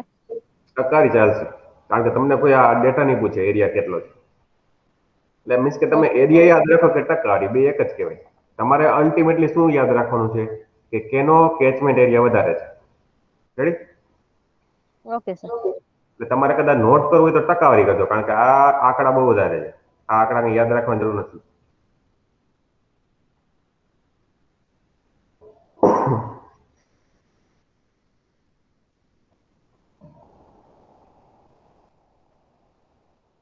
સર એક્ઝામમાં તો આપણને ક્રમમાં ગોઠવવાનું જ કહેશે ને? પણ એવું જરૂર નથી હો, કેવો એક્ઝામિનર કેવો સામે બેઠો છે એની પર આધાર રાખે. એટલે આ હું તમને શું કહું છું, એરિયા અથવા તો કેચમેન્ટ એરિયાના હિસાબે. કારણ કે કઈ જીપીએસસી માં પૂછવાનું હોય તો એનું લેવલ તમે જોઈ લીધું. તમારે બીજા કઈ ગુજરાતી મટીરિયલમાં ક્યાંય નહીં જોવા મળે આ બધી વસ્તુ. આ તમારે ઇંગ્લિશ મટીરિયલ અથવા તો હિન્દી મટીરિયલ ફોલો કરવું પડશે. ઓકે કારણ સર. કે હવે યુપીએસસી એની પોતાની છે ને પેપર સ્ટાઇલ આખી ચેન્જ કરી નાખી. એ આખી એનું રોલ મોડલ છે, યુપીએસસી ને ફોલો કરવા માંગે છે. એટલે તમે પહેલાના આજથી 5 વર્ષ પહેલાના જીપીએસસી ના પેપર અને હાલની જીપીએસસી ના પેપરની સરખામણી કરજો, એટલે તમને આઈડિયા આવશે. સર કાલનું પીઆઈ નું પેપર તમારી દ્રષ્ટિએ કેવું હતું? મારી દ્રષ્ટિએ જોવા જાય તો 15% સાવ સહેલું હતું. 15% સાવ સહેલું, હા સર. 25% લોજિકલ હતું. અને બાકીના જે મેથ્સ રીઝનિંગ નો પોર્શન ની વાત નથી કરતો. બાકીના જે જોવા જઈએ તો 60% એવરેજ હતું. એટલે તમે જો થોડુંક થરલી તૈયારી કરી તો આવડી જાય એવું હતું. પણ એક વસ્તુ ઈ પેપરમાં હું તમને શું કહું કે એક ટાઈમ ખાઈ જાય એવું પેપર હતું. કારણ કે ઓપ્શન, અને સર મને એવું જ લાગ્યું કે જૂનું પેપર હોય ને ઈ જ મૂકી દીધું આ લોકોએ. હા એવું તો નતું, પણ ધ્યાનથી વાંચો ને તો તમને મિસ્ટેક કરાવે એવું પેપર હતું. સર અમુક આવડી જાય. સાવ ઈઝી હતું. શિલાલેખની ભાષાનું પૂછ્યું હતું, સમારકામ કોણે કરાવ્યું ને એવું બધું. ઉદયમતી વાળો એ બધું ઈઝી હતું. ઈ તો સાવ ઈ તો મેં તમને શું કીધું 15%માં સાવ ઈઝી હતું એ બધું. હા સર. ઉદાહરણ તરીકે કબા ગાંધીનો ડેલો કે આખા ગામને ખબર હોય કે હા સર. રાજકોટ. એટલે એવી વસ્તુ તો સાવ મેં શું કીધું 15% સાવ સહેલું. એક વાર આમાં નજર મારી જાઓ, ખાસ કરીને જો આ ના ભૂલાય, ગોદાવરી, કૃષ્ણા, બ્રહ્મપુત્ર, મહાનદી, નર્મદા, કાવેરી, તાપી. એટલે આનો ક્રમ એક ખાસ જોઈ લો. સર કાલના પેપરમાં જીઓગ્રાફી અમારે કરવું હોય તો અમે ક્યાં સોર્સ કરી? અમે ટેક્સ્ટ બુક થી તો કરી છીએ, પણ એમાંથી અમુક જ સોલ્વ થઈ શકે છે. જો મેં શું કીધું પેલા, તમારે બેઝ તમારો મજબૂત બનાવે તો ટેક્સ્ટ બુક વાંચવી, બરોબર? આ ટેક્સ્ટ બુક થાય છે ત્યાર પછીના બીજા હું તમને સોર્સ કહું, પણ તમે એના માટે હિન્દી અને ઇંગ્લિશમાં થોડાક કેપેબલ હોવા. અને એના માટેનો મેં તમને સર એક બે વસ્તુ વિથ ડ્યુ રિસ્પેક્ટ. હા બોલો બોલો, કાંઈ વાંધો. સર મારી દીકરી એસએનકેમાં આઈસીએસસી બોર્ડમાં છે ધોરણ. હા હા તો બોલો. એ લોકોને સર સારી ટેક્સ્ટ બુક હોય. માની લ્યો કે મારી દીકરી હોય તો હું ક્યારે એને ભણાવતો હોઉં તો આ લોકો જો આસપાસ બાળકો રહેતા હોય તો ઘણી વાર શીખવાડતા હોય તો ઇન્ફોર્મલી થોડું શીખાઈ જાય. અને ગુજરાત સરકાર પણ અત્યારે એવો પ્રયત્ન કરે છે સર કે એનસીઆરટીના ચોપડાઓ લેવલમાં બનાવે તો પ્રાથમિકના ચોપડાઓ તો બની ગયા. ઓકે. અત્યારે સિલેબસ 6-7-8 સામાજિક તો ઘણું અપડેટ થઈ ગયું. ક્રમિક રીતે 11-12 પણ સર અપડેટ થઈ ગયા છે. અને ટેક્સ્ટ બુકમાં પાછળ પણ અંગ્રેજી શબ્દો આપ્યા હોય, જેમ કે ઉચ્ચ પ્રદેશ છે તો પ્લેટુ છે, આ તે. તો મારાથી જે જુનિયરો હશે આમાં જે અત્યારે સાંભળી રહ્યા છે એ લોકો થોડું એવું પણ નાનું મોટું જો ઇન્ફોર્મલી આવડી જાય તો સ્વાભાવિક છે કે લોકોને 2-5 પ્રશ્નો આવડવાની સંભાવના થોડી એમનામાં જ યાદ રાખ્યા કરતા વધી જાય. આટલું ખાલી સર આપના આદરપૂર્વક શેર કર્યું આપની સાથે. ઓકે. ના ના ના, હું તમને તમારી સારું જ કીધું, તમે આ શેર કર્યું. બધાને થોડો ફાયદો, મને ફાયદો થાય, બધા વિદ્યાર્થીઓને ફાયદો થશે. હવે એ જ તમને કહેવા માંગુ છું કે એક જીઓગ્રાફી છે, ઉદાહરણ તરીકે એમાં 26 થી 27 પ્રશ્નો પૂછાતા હોય, બરોબર? તો તમારે માની લો કે હાવ થરલી કરવું છે, ડિટેલમાં કરવું છે, અને બધા પ્રશ્ન આપણે એકે અનએટેમ્પ કરવા છે, મીન્સ કે બધા કરવા જ છે આપણે. તો પેલી વસ્તુ હું તમને શું કહું, તમારો પેલા બેઝ સ્ટ્રોંગ કરવો. બેઝ સ્ટ્રોંગ કેવો રીતે કે તમે જે ભણી ગયા છો અથવા જે હાલમાં જે ગુજરાત બોર્ડ જે ટેક્સ્ટ બુક મંડળ છે, બરાબર, એને જે પ્રયત્નો સારા કર્યા છે કે એનસીઆરટી ને આધારિત બુકો બનાવવાની શરૂઆત કરી, તો એક સોર્સ આવે, બરાબર. તો તમે માની લો કે ગુજરાત બોર્ડ અથવા તો એનસીઆરટી ની જે બુકો વાંચો તો પણ એ બેસ્ટ છે. ઉદાહરણ તરીકે તમારે ફિઝિકલ જીઓગ્રાફી, મેં તમને કીધું કે ધોરણ 11 સ્ટાન્ડર્ડ 11 ની ભૌતિક ભૂગોળ અથવા ફિઝિકલ જીઓગ્રાફી, એ કરો એટલે તમારો એ ફિઝિકલ જીઓગ્રાફીનો ટોપિક છે બરાબર એ કમ્પ્લીટ થાય. એટલા માટે હું તમને એના સાથે સાથે ગુજરાતી વર્ઝન છે એ તમને ભણાવું બરાબર. પછી માની લ્યો કે તમને હવે આમાંથી માની ગયો હવે આ વચાઈ ગયું છે, રિવિઝન થઈ ગયું છે, તો ઘણી બધી એવી બુકો છે, ઉદાહરણ તરીકે આઈસીએસસી બોર્ડ છે, હમણાં ભાઈએ વાત કરેલી, તો એવા બોર્ડમાંથી પણ એની તમે માની લો ગેલેક્સી એજ્યુકેશન સિસ્ટમ છે એની અમુક બુકો આવતી હોય છે બરાબર. અથવા તો માની લ્યો કે બીજા પબ્લિકેશન છે, પબ્લિકેશનની ચર્ચા નથી કરતો, પણ માની લો કે જે લોકો યુપીએસસી લેવલની એક્ઝામની તૈયારી કરે છે, તો ઉદાહરણ તરીકે કેવા પુસ્તકો વાંચવા જોઈએ, તો મારા દ્રષ્ટિએ બે કઈ કે એક તો ગુજરાતી હિન્દી મીડિયમ અને ઇંગ્લિશ મીડિયમ. હવે તમે ખાસ કરીને જો ઇંગ્લિશ મીડિયમ પ્રિફર કરો તો તમને લોટ્સ ઓફ મટીરિયલ મળી જાય. એમાં ખાસ કરીને જોવા જાવ તો દિલ્હીમાં જે ક્લાસીસ ચાલે છે એ બધા ક્લાસીસના ફ્રી ઓફ તમને લેક્ચર મળી જાય છે, પીડીએફ બધું મળી જાય. તો એક તમે આગ્રહ રાખો કે ઇંગ્લિશ વાંચવાનું, તો એના આધારે શું થશે કે તમારું ઇંગ્લિશ ડેવલપ થશે અને સાથે સાથે જે બીજા એના મુદ્દાઓ છે કે જે ખરાખમાં આપણે ગુજરાતની ટેક્સ્ટ બુકમાં કવર નથી હોતા એનું પણ તમને શું થઈ જશે સિલેબસ કવર થઈ જાય. અને બીજી વસ્તુ, અને આ બધા મુદ્દાઓનો જો તમારે અભ્યાસ કરવો હોય તો સાથે સાથે કરંટ અફેર જોવું, કારણ કે મોટા ભાગના મુદ્દાઓ છે કરંટ સાથે સંકળાયેલા છે. ઉદાહરણ તરીકે આપણે પેલાના લેક્ચરમાં જોઈ ગયા, ઉદાહરણ તરીકે એક રામસર સંમેલન, રામસર સાઇટ, તો એ રામસર સાઇટ હાલમાં કેટલી છે કોઈને ખ્યાલ છે? 42 41 કે 42? 42 42 41 આપણે જોઈ હતી છેલ્લે. પછીનો આપણો લેક્ચર મિસ થઈ ગયા બરાબર, વયા ગયા, અને એ દરમિયાન એક સાઇટ ઉમેરવામાં આવી છે 42. લદ્દાખમાં સરોવર. હા ઠીક સારા, અને એ પછી આપણે ચર્ચા કરશું, હું તમને એનો ટોપિક એ સમજાવી દઈશ કે એ શું છે. એટલે જો આવી રીતે તમે અપડેટ રહેતા રહેશો તો એ ભૌગોલિક કન્ડિશન એ તમને આવડી ગઈ, સાથે સાથે કઈ સાઇટ છે એ ખ્યાલ છે. હાલમાં 42 થઈ ગઈ. તો ઘણી વખતે કેવું છે જીપીએસસીમાં અઘરું કરવા માટે આવા આંકડા પૂછી લેતા કે હાલમાં ભારતમાં 2020ની સ્થિતિ, હાલમાં ભારતમાં કેટલી રામસર સાઇટનો સમય, તો હવે તમને પૂછાય ઉદાહરણ તરીકે હવે એસટી ની એક્ઝામ આવશે, એસટી પછી કઈ આવશે તો કે ડીવાયએસ નો આવશે. તો આના સંક્ષેપમાં તમારે એ આંકડો યાદ રાખો અને છેલ્લે 2020માં કઈ કઈ સાઇટો ઉમેરણાય છે તો એ સાથે સાથે યાદ રાખવી બરોબર. ઓકે સર અત્યારે આપણે ગુજરાત બોર્ડ છે હા એનો 11-12 ની બુક છે સર, એનસીઈઆરટી કન્વર્ટ કરેલું છે એનું ગુજરાતીમાં એમ? ના બેન, એ હજી નથી થયું, એ સુધારણા હેઠળ છે બધું. Okay sir. તમારે આ બધી ટેક્સ્ટ બુક છે ને સાવ ફ્રીલી અવેલેબલ છે, એટલે તમારે હું તમને ક્યાંય ખર્ચો કરાવવાનો કહીશ નહીં, કાંઈ લેવાનું નહીં કહું. આ બધું ફ્રીલી ઓનલાઈન અવેલેબલ છે. ગુજરાત ટેક્સ્ટ બુક ખાલી ગુજરાતમાં લખશો, ગૂગલમાં લખશો ને એટલે એમને તમને બેઠે બેઠું આપી દેશે, અને સીધી તમારે ડાઉનલોડ જ કરી લેવાની, એટલે ક્યાંય આપણે કંઈ ખર્ચો કરવાનો આપણે થશે નહીં. આ એક વસ્તુ હોવી, તમારા મોબાઈલમાં ઇન્ટરનેટ કનેક્શન અવેલેબલ હોવું જોઈએ બરાબર, એટલે બધી વસ્તુ તમને મળી જશે. ક્યાંય આપણે ખોટા બુકના ખર્ચા કરવાના થતા નથી. હવે જોઈ લ્યો મેપના આધારિત ઇન્ડિયાની મેજર રિવર બેઝિન. હવે મેં તમને ડેટા બતાવ્યો છે, હવે એનો ડેમોગ્રાફિક ડિવિઝન જોઈ લ્યો. હવે આજે લદ્દાખ ને જમ્મુ કાશ્મીરનો પ્રદેશ અને પંજાબ બરાબર, ભારતના સાપેક્ષમાં તો સિંધુ નદીનું તંત્ર આવેલું છે. ત્યાર પછી જુઓ નંબર 6 રાજસ્થાન. હવે આમાં ઉપર લખ્યું છે વેસ્ટ ફ્લોઈંગ રિવર ગ્રુપ 1, પેલા ગ્રુપની કઈ રિવર ઇન લુણી, જે રાજસ્થાનમાં આવેલી છે. કચ્છ એન્ડ સૌરાષ્ટ્ર, આ છઠ્ઠા ભાગનું, પશ્ચિમમાં વહેતી નદીઓની બરોબર. ત્યાર પછી બીજું જુઓ, આ જે મોટું પ્લેન બતાવે છે એકદમ, એ ગંગાનું બેઝિન છે આખે આખું. એટલે વિચાર કરો, ભારતમાં સૌથી વધારે મેદાની પ્રદેશની રચના થયેલી તો આ નદીના લીધે ગંગા બેઝિન બરોબર. ત્યાર પછી જો માહી, નર્મદા અને તાપી, આ એનું નદી ક્ષેત્ર છે, રિવર બેઝિન. અને ઓડિશામાં જુઓ, ઓડિશા અને ઝારખંડ આ બંને બાજુ લાગે છે તો કે આ મહાનદી. ત્યાર પછી જો આ 1 નંબર 2 નંબર આ શું છે કે સૌથી વધારે શું છે રિવર બેઝિનના આધારે, સૌથી વધારે રિવર બેઝિનના આધારે. એટલે પેલું કયું કીધું આપણે? ગંગા નદી. બીજું છે સિંધુ.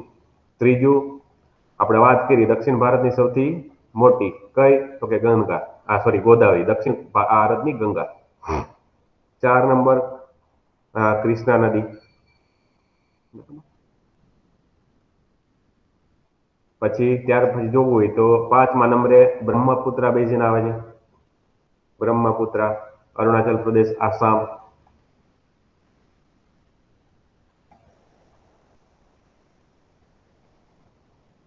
6 નંબરે આ આપણે વાત થઈ સૌરાષ્ટ્ર અને કચ્છ અને રાજસ્થાનનો વિસ્તાર. 7મા નંબરે મહાનદી. 8મા નંબરે નર્મદા. પછી 9મા ક્રમે કઈ આવશે? કાવેરી. 10મા ક્રમે તાપી. 11મા ક્રમે બ્રહ્માણી અને વૈતરણી. 12મા ક્રમે મહી. 13મા ક્રમે જોઈ લ્યો છે. આ એ વસ્તુ યાદ રાખવાની, પણ આના સુધી 12 સુધી તમે યાદ રાખો ચાલશે, પછી આગળના વધો તો કાંઈ નહીં. એટલે જો તમે ઘણી વસ્તુ એવી થતી હોય છે કે તમે ખાલી ટેબલ જોઈ લો, ટેબલથી ના યાદ રહે કાંઈ નહીં, પણ આપણી પાસે મેપે છે, મેપે જોઈ લેવાનું. ઘણી વખતે મેપ એટલે ઇમેજનરી આખી. આ વસ્તુ કેવી છે, એકવાર જોશો એટલે મગજમાં બેસી જશે.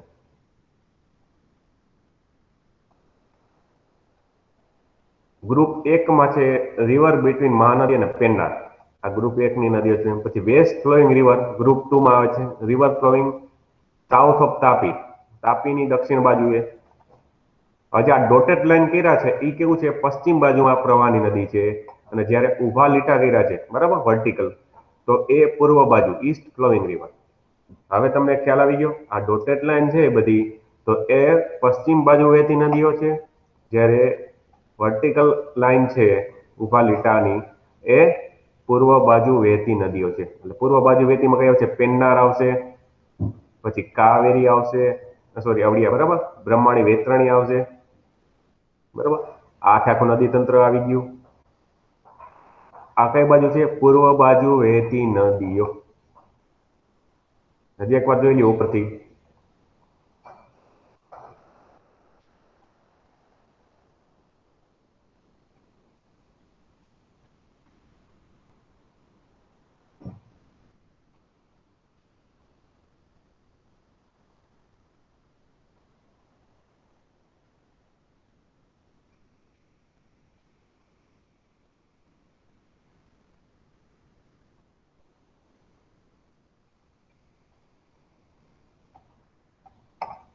તમને ખબર હોય એક જીપીએસસીમાં એક પ્રશ્ન પૂછાય છે, કલાદાન પ્રોજેક્ટ. ભારતે કયા દેશ સાથે મળીને કલાદાન પ્રોજેક્ટ શરૂ કરેલો છે? તો એ કલાદાન નામની નદી ઉપર અહીંયા મ્યાનમારમાં દેખાય છે, મારું કર્સર જાય છે ત્યાં?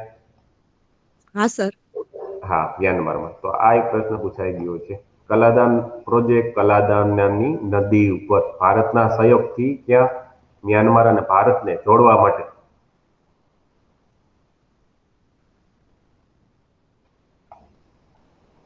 રેડી?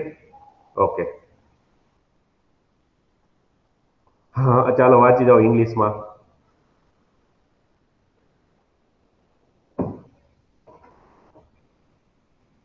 આ બધા પ્રયાગ બરાબર, ગંગા નદીના 5 confluences in the upper reaches of Ganga.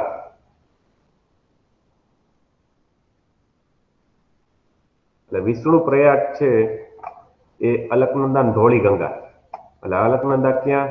કયો સોર્સ છે એનો? સતોપંથ ગ્લેશિયર. અને ધોળી ગંગા એનો ઉદ્ભવ સ્થાન ક્યાં છે? તો કે માના ગ્લેશિયર. હવે આ થોડું ખાવ ડિટેલમાં થઈ ગયું. જો તમે ઇંગ્લિશ આર્ટિકલ યુઝ કરશો એટલે તમને વધારે પડતી ડિટેલ મળશે. બીજું નંદ પ્રયાગ કાલે પૂછાણું ઈ જ છે. અલકનંદા અને નંદાકિની. નંદાકિનીનો ઉદ્ભવ સ્થળ ક્યાં છે? ત્રિશુલ નામનો પર્વત છે, ત્રિશુલ ગ્લેશિયર. એટલે હાવ તમને ડિટેલ થઈ ગઈ કે નંદાકિની ક્યાંથી? ત્રિશુલ ગ્લેશિયરમાંથી. ત્યાર પછી કર્ણપ્રયાગ, અલકનંદા અને બીજું પિંડારી નદી. એનો ઉદ્ભવ સ્થાન ક્યાં છે? પિંડારી ગ્લેશિયર. રુદ્રપ્રયાગ કાલ પૂછાણો ઈ અલકનંદા અને મંદાકિની. મંદાકિનીને કાળી ગંગા કહેવામાં આવે છે અને એનું ઉદ્ભવ સ્થળ કયું છે? ચોરાબરી ગ્લેશિયર. ચોરાબરી. તમે આ ગુજરાતી કોઈ બુક ફોલો કરશો તેમાં નહીં હોય, એટલા માટે મેં તમને શું બુકનું નામ આપ્યું? મજીદ હુસેન. મજીદ હુસેન છે આખા ભારતમાં જે લોકો યુપીએસસી ની તૈયારી કરે છે એ બધા વાંચે છે. અને કયા પોઈન્ટ માટે તો કે ઇન્ડિયન જીઓગ્રાફી, ખાલી ઇન્ડિયન જીઓગ્રાફી જો, બીજી વસ્તુ નહીં. એટલે રુદ્રપ્રયાગ, મંદાકીની ના હોય, કાળી ગંગા પૂછ્યું હોય તો તમે કન્ફ્યુઝ નહીં થવાનું, ટીક કરી દેવાનો ઓપ્શન, એ સાચો જ પડશે, બરાબર. અને ક્યાંથી નીકળે છે? ચોરાબરી ગ્લેશિયર માંથી.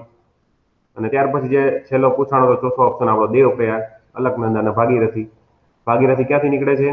તો કે ગંગોત્રી ગ્લેશિયર અથવા તો ગોમુખ, ગંગોત્રી ગ્લેશિયર ગોમુખ, બરાબર. અને આ જો આ જેટલા પ્રયાગ છે, વિષ્ણુ પ્રયાગ, નંદ પ્રયાગ, કર્ણપ્રયાગ અને રુદ્ર અને દેવ, આ પાંચે પાંચ યાદ રાખવાના છે. જીપીએસસી વાળા આની ઉપર ફોકસ વધારે કરે છે, બરાબર. આપણે બીજા કોઈનું નહીં, પણ આપણે આપણું તો કરી જ લેવાનું. આજે ઘરે જઈને પાછું આ બધું એક વાર રિવિઝન કરી લ્યો એટલે પૂરું, બરાબર. આ યાદ રહી જશે.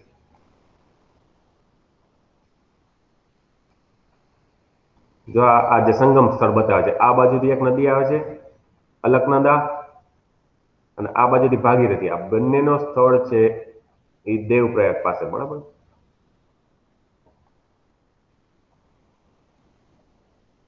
હવે હિમાલયમાંથી નીકળતી મહત્વની નદી ઇન્ડસ એટલે સિંધુ, બરાબર. આ લોકો સિંધુને ઇન્ડસ કહે છે. અને આના નામ ઉપરથી ઇન્ડસ, ઇંગ્લિશમાં ઇન્ડસ વેલી સિવિલાઇઝેશન, સિંધુ ખીણની સંસ્કૃતિ વિકસેલી છે. એનો ઉદ્ભવ સ્થળ કયું છે? આપણે જોઈ ગયા કૈલાસ સરોવર, કૈલાસ શું છે? પર્વત પાસે ગ્લેશિયર બોખારચુ.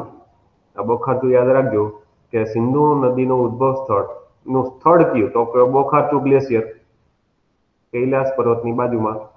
2880 કિલોમીટરની લંબાઈ છે, કુલ લંબાઈ 2880. અને મહત્વની સહાયક નદીઓ કઈ? મેઇન ટ્રિબ્યુટરી ઝેલમ, ચિનાબ, રાવી, બિયાસ અને સતલજ. ઝેલમ, ચિનાબ, રાવી, બિયાસ, સતલજ. આ મહત્વની 5, બરાબર, યાદ રાખજો, મહત્વની 5. અને આપણને આ 5 માંથી કઈ નદીઓ મળે છે? 20% એનો ભાગ. કોણ કહેશે? ચાલો, સિંધુ જળ સંધિ મુજબ હમણાં જ જોઈ ગયા આપણે. રાવી, બિયાસ, સતલજ. વેરી ગુડ, સરસ. રાવી, બિયાસ, સતલજ. એટલે જો ભારતનું યાદ રાખવું અને સાથે સાથે પાકિસ્તાન, બરાબર. અને આ જળ સંધિ કોના માધ્યમથી થઈ હતી? World bank. ઓકે. કયા સાલમાં?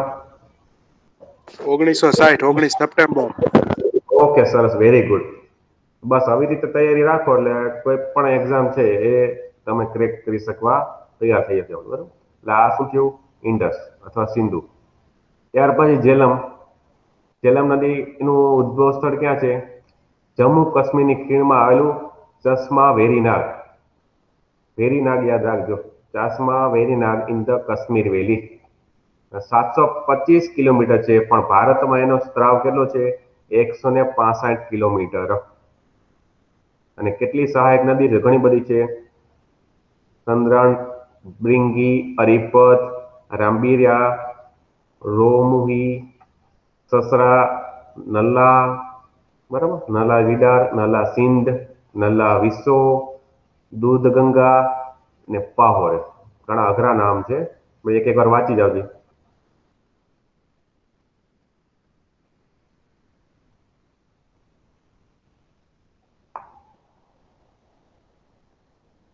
ઓકે, ત્યાર પછી ઝેલમ પછી. એટલે ચિંતા ના કરતા, આ તમને જે પીડીએફ છે હું શેર કરી દઈશ, બરાબર. એટલે એ પછી તમે વાંચી લેજો ઘરે જઈ. ધ ચિનાબ, જેને ચંદ્રભાગા પણ કહેવામાં આવે છે, ક્યાંથી નીકળે છે? હિમાચલ પ્રદેશના લાહોલ વેલીમાંથી. હિમાચલ પ્રદેશના લાહોલ વેલી, 960 જેટલી એની કિલોમીટર જેટલી પ્રવાહ છે. અને મહત્વની નદીઓ સહાયક ચંદ્રા અને ભાગા. જો ચંદ્રના ભાગા નદીઓ અલગ અલગ સ્વરૂપે વહીને પછી શું ચંદ્રભાગા ચિનાબ બને છે. ત્યાર પછી મિયાર નલ્લા, ભૂત નલ્લા. આ નલ્લા નલ્લા યાદ રાખજો, આમાં નલ્લા આવી ગયા છે. પછી તાવી નદી અને નીરુ, આ ચિનાબ નદી. ખાસ કરીને ઉદ્ભવ સ્થળ અને સહાયક નદીઓ. ત્યાર પછી રાવી. રાવીને આપણે પ્રાચીન નામ શું કીધું હતું? ભૂલાઈ, બોલો જી મને. Parushni. Yes, very good, Parushni. ક્યાંથી નીકળે છે? રોહતાંગ પાસ. આ રોહતાંગ પાસ ક્યાં આવ્યો છે? Himachal Pradesh. Yes, very good. Himachal Pradesh. Himachal પ્રદેશમાં જે લોકો મનાલી કુલ્લુ જાય છે અને આ પ્રદેશની પણ મુલાકાત લે છે, કારણ કે હિમાચલ પ્રદેશમાં ઊંચાઈ ઉપર આવેલું સ્થળ છે, 725 કિલોમીટર. અને કઈ કઈ નદી? તો કે ભડાલ, સિયુલ, બેરા અને ટંતાગીરી. બરાબર, રાવી નદી. ત્યાર પછી બિયાસ. ક્યાંથી નીકળે છે? બિયાસ કુંડ, જે રોહતાંગ પાસના નજીકમાંથી બિયાસ કુંડ આવેલો છે, એમાંથી બિયાસ નદી નીકળે છે. 460 કિલોમીટર છે. કઈ કઈ નદીઓ છે? બેન, બંગાના, લુણી, ઉહલ, બનેર, ચક્કી, ગજ, હરલા, મામુની, પાર્વતી, પતલી કુહલ, બરાબર, સેંજ, સુકેતી અને તીર્થન. એટલે આ બધી એની સહાયક નદીઓ.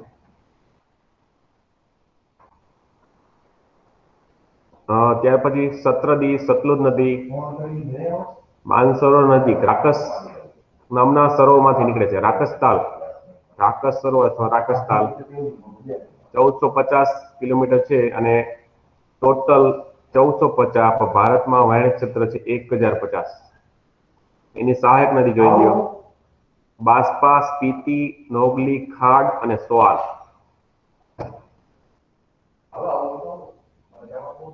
ત્યાર પછી સતલજ પછી ગંગા નદી, જેને શરૂઆતમાં ભાગીરથી નામ મળેલું છે, નીકળે ત્યાંથી ગૌમુખમાંથી અથવા ગંગોત્રી ગ્લેશિયરમાંથી. હિમાલયના ગરવાલ ડિસ્ટ્રિક્ટ, જે ઉત્તરાખંડના છે, ત્યાં ગરવાલ ડિસ્ટ્રિક્ટમાંથી ગંગોત્રી ગ્લેશિયરમાંથી નીકળે છે, ગૌમુખમાંથી, 2525 કિલોમીટર. અને ગોમતી, ઘાઘરા, ગંડક, કોસી, યમુના, સોણ, પુનપુન, દામોદર, આ બધી એની સહાયક નદીઓ છે. અને સૌથી લાંબી પૂછે એની સહાયકમાં તો યમુના. ગંગા નદી, હમણાં આપણે ગંગા નદી થોડીક ડિટેલ જોઈ, બરાબર. યમુના નદી. હવે તમને જો બેઠા બેઠા એક હોમવર્ક આપું છું. હોમવર્ક એ છે કે ગંગા નદી છે કેટલા રાજ્યોમાંથી પસાર થાય છે. અત્યારે નથી કેવું, અત્યારે આન્સર ના આપતા મને, કાલે આપણે લેક્ચર છે જ, કાલે આન્સર આપજો. ગંગા નદી કેટલા રાજ્યોમાંથી પસાર થાય છે, બરાબર. અને કેટલા રાજ્યો, આંકડો કેટલો, બરાબર, એ તમારે મને કહેવાનું છે કાલે. યમુના નદી યમનોત્રી ગ્લેશિયરમાંથી નીકળે છે. કેની? બંદરપૂછ, બરાબર. Yamunotri glacier near Bandarpunch peaks in the Mussoorie, બરાબર, ઉત્તરાખંડ. અને 1376 કિલોમીટર જેટલી લંબાઈ છે. એની મહત્વની નદીઓ સહાયક ક્લાસ 3 માં પૂછાયેલી છે. ટોન્સ, આ ટોન્સ નદી પૂછાઈ ગઈ છે. નીચેનામાંથી યમુના નદીની સહાયક નદી કઈ છે જણાવો. આ ટોન્સ, બરાબર. Chambal, Hindon, Betwa, can, Giri, scene, ઉત્તાંગન, સેંગન અને રીન. ખાસ કરીને ટોન્સ પૂછાઈ ગઈ છે, બેતવા પૂછાઈ ગઈ છે, ચંબલ પૂછાઈ ગઈ છે, બરાબર. એટલે યાદ રાખજો. મસૂરી, બંદરપુચ શિખર ઉપરથી યમનોત્રી ગ્લેશિયર. ત્યાર પછી ધ બ્રહ્મપુત્રા, કૈલાસ રેન્જમાંથી નીકળે છે, તિબેટમાં ચાંગપો કઈ છે આપણે, ભારતમાં અરુણાચલ પ્રદેશમાં પ્રવેશે છે એટલે દિહાંગ કઈ છે, અસમમાં આવે છે. આ બધી નદીઓના સંગમના લીધે એટલે આપણે બ્રહ્મપુત્રા કઈ છે. 2900 કિલોમીટર જેટલી લંબાઈ છે. હવે એની મહત્વની સહાયક નદીઓ: લોહિત, દિબાંગ, સુબનસિરી, જીવાંગ, રાલી, ધનસિરી, માનસ. અહીંયા માનસ ઉપર માનસ નેશનલ પાર્ક આવેલું છે આસામમાં. તોરસા, સંખોસ, તિસ્તા નદી યાદ રાખજો, ઘણી વખત એક્ઝામમાં પૂછાતી હોય છે. બોર હાઇડિંગ, પછી દેસાંગ, દીખો, ધનસિરી અને કોપિલી. આ બ્રહ્મપુત્ર.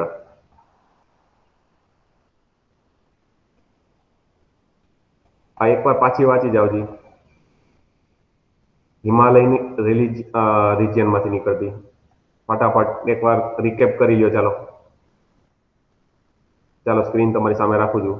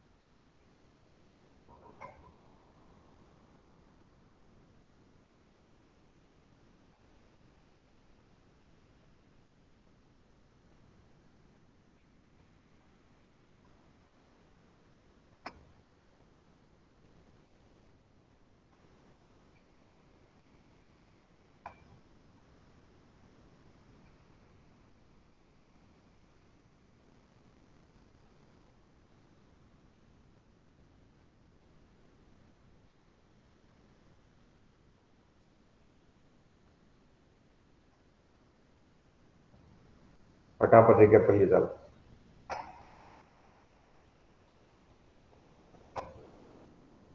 એટલે એક્ઝામમાં જો એવી રીતે પ્રશ્ન પૂછાય, નીચેનામાંથી હિમ નદીઓમાંથી કોનો સમાવેશ થાય છે અને દ્વીપકલ્પી નદીઓનો. એટલે એવા પ્રશ્નો ભવિષ્યમાં યાદ રાખવા.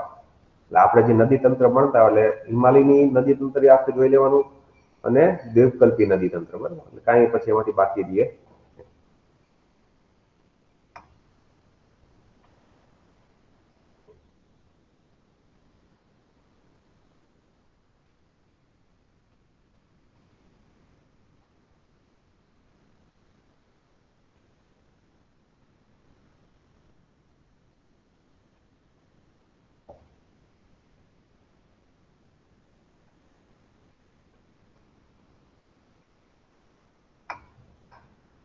ઓકે, ત્યાર પછી કે દ્વીપકલ્પી ભારતની મહત્વની નદી.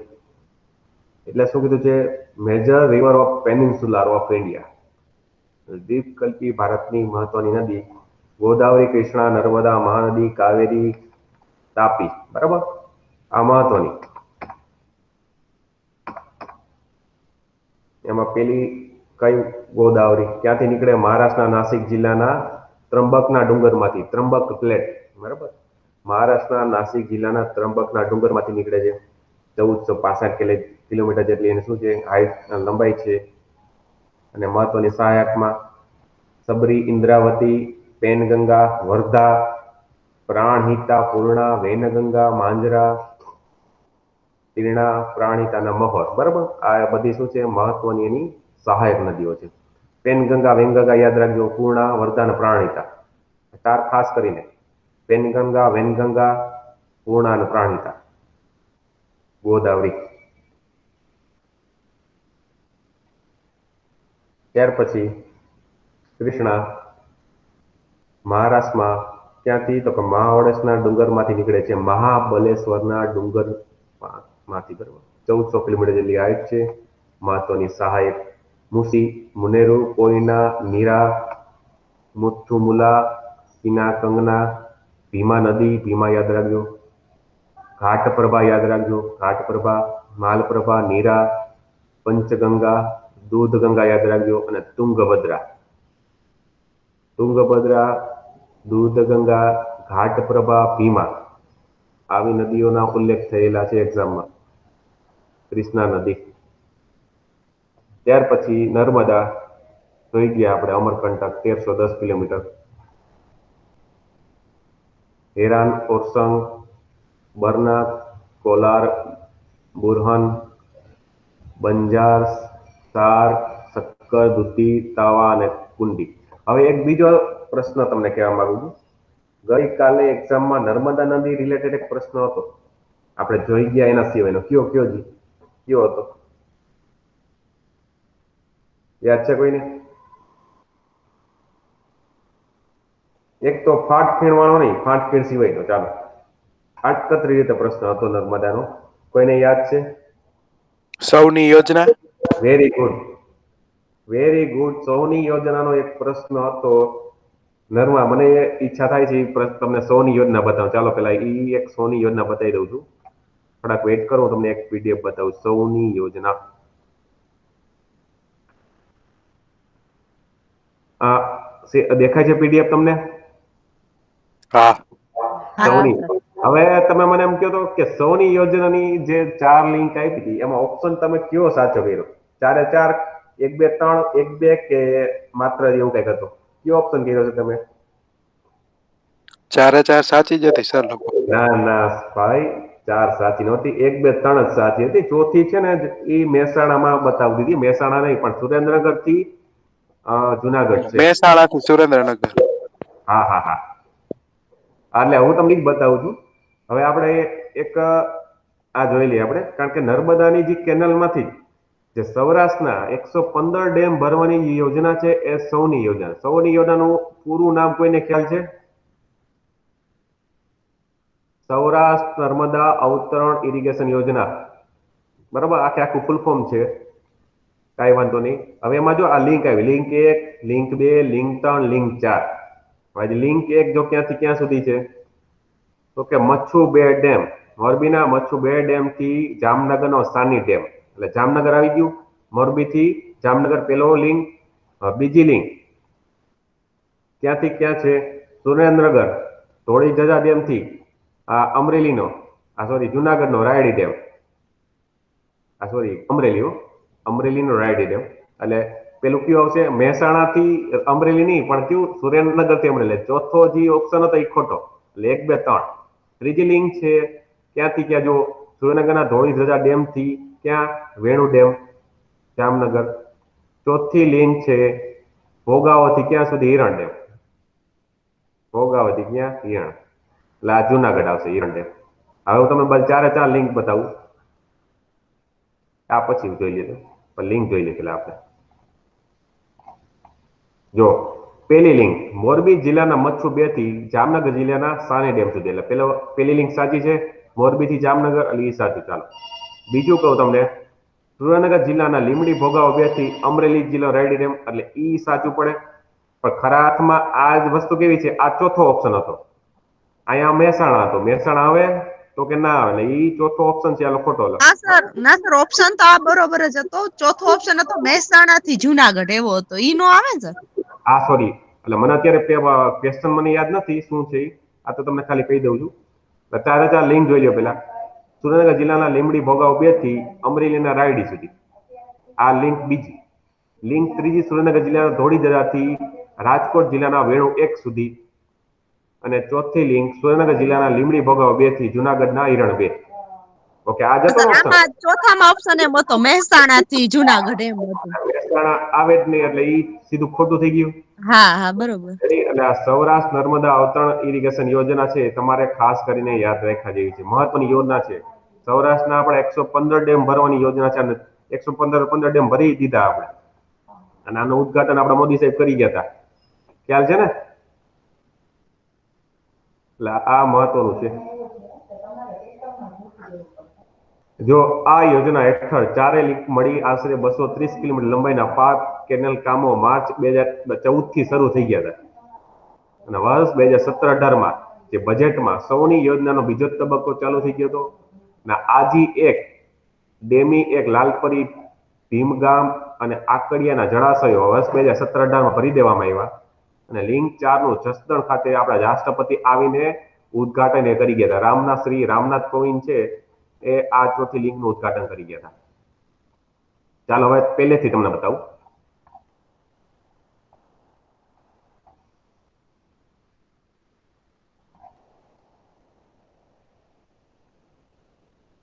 સૌની યોજના નર્મદાના પૂરના પાણીને નર્મદાના મુખ્ય કેનાલ અને સૌરાષ્ટ્ર શાખા નહેર મારફતે સૌરાષ્ટ્રની નદીઓ અને ડેમો સુધી પહોંચાડવાનું કામ. અને મેં ખાસ કરીને ક્યાંથી ઉદઘાટન કર્યું હતું નરેન્દ્ર સાહેબ મોદીએ?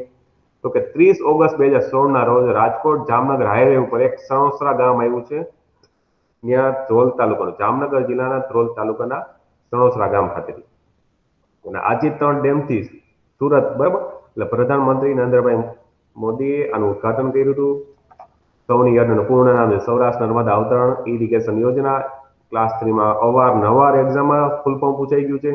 115 ડેમ ભરવાની યોજના છે. આ યોજનાની જાહેરાત 2012 કરવામાં આવી હતી.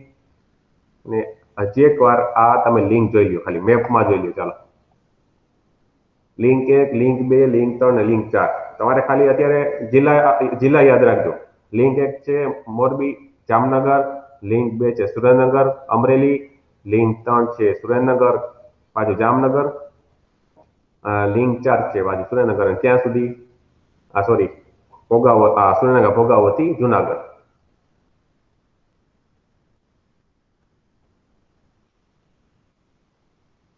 આવું સિમ્પલ હાવ પૂછાઈ ગયું. લ્યો, અને આ ખરા અર્થમાં તમે વિચાર કરો, આ કરંટ અફેર બેઝ જ મુદ્દો કહેવાય. અને આ તમે વિચાર કરો 2018 નો પૂછાઈ ગયો. એટલે તમે આ મહત્વની ઘટના છે એ ગમે તે પૂછી શકાય. આ કરંટ અફેર નો મુદ્દો કહેવાય. અને સાથે સાથે જીઓગ્રાફિકલ પોઈન્ટ, એટલે બે સાંકળી લેવાનું અને યાદ રાખવાનું. મહત્વની ઘટના 2-3 વર્ષ પહેલાની બની ગઈ હોય તો પણ પૂછી શકાય, અને પૂછાઈ ગયું ગઈકાલની એક્ઝામમાં. બરાબર? રેડી? હા સર. ઓકે, ચાલો હવે પાછા મૂળ સિસ્ટમમાં આવી ગયા. આપણે આજ કરતા હતા ને, ક્યાં વહી ગઈ? ઓકે ઓકે, હવે આપણે થોડુંક જોઈ લઈએ સતલજ નદી જે બધી સિંધુ નદીની જે મહત્વની નદીઓ છે, સહાયક નદીઓ, એનું થોડું ડિટેલમાં જોઈ લઈએ. આપણે બીજું કંઈ બાકી નહોતું ને, કોઈ મને યાદ આવી જોઈ લઈએ. પહેલા આ કમ્પ્લીટ કરીએ આપણે, જે પેનિન્સ્યુલર પ્લેટ અથવા તો આપણે જે દ્વીપકલ્પી ભારતની અહીંયા પહોંચ્યા હતા ને આપણે નર્મદા નદીથી પછી સૌની યોજના વયા ગયા હતા. ચાલો, મહાનદી ક્યાંથી નીકળે છે? દંડકારણ્યની પ્લેટ અથવા તો દંડકારણ્ય શું કહેવાય? ઉચ્ચ પ્રદેશ ક્યાંથી? તો કે રાયપુર ખાતેથી. રાયપુર ક્યાં આવેલું છે? છત્તીસગઢ. 897 કિલોમીટર જેટલી એની લંબાઈ છે. કઈ કઈ નદીઓ છે? ઈબ, માંડ, હસદીઓ, સિયોનાથ, ઓંગ, જોંક અને ટેલ. હવે ઓંગ ઉપરથી કઈ યાદ આવે છે? ગઈકાલે એક જાતિ પૂછાઈ ગઈ હતી, જનજાતિ ઓંગે, આંધ્રપ્રદેશ એવું કંઈક હતું. કાંઈ વાંધો નહીં, યાદ આવે પછી યાદ દેવડાવીશ. ચાલો, કાવેરી ક્યાંથી નીકળે છે? તાલ કાવેરીમાંથી 800 કિલોમીટર એની લંબાઈ છે. મહત્વની સહાયક નદીઓ હેરાંગી, હેમવતી, યોગાચી, લોક, પાવની, સિમસા, અર્કાવતી, કબાની, ભાવની, નોઈલ, અમરાવતી. વાત થઈ ગઈ આપણે અમરાવતી, આંધ્રપ્રદેશ. સનમુક્તા, નગનજી, લક્ષ્મણ તીર્થ, પછી સુવર્ણવતી, તુરુન, નાની મુતા, એટલે કે આ થોડુંક અઘરું નામ છે. કાવેરી અને છેલ્લી તાપી, મધ્યપ્રદેશના બેતુલ જિલ્લાના મુલતાઈ ખાતેથી નીકળે છે. 730 કિલોમીટર, પણ આમાં 724 લખ્યું છે, પણ આમાં 730 છે. ખરા અર્થમાં 724 છે, બરાબર. પછી પૂર્ણા, ગીરના પંજારા, બેતુલ, પતકી, અરુણાવતી, ગંજલ, ધાત્રેણી, પછી અનેર, બોકાડ, મોન અને ગુલી. આ એની શું છે? સહાયક નદીઓમાં સમાવેશ થાય છે આ બધીનો.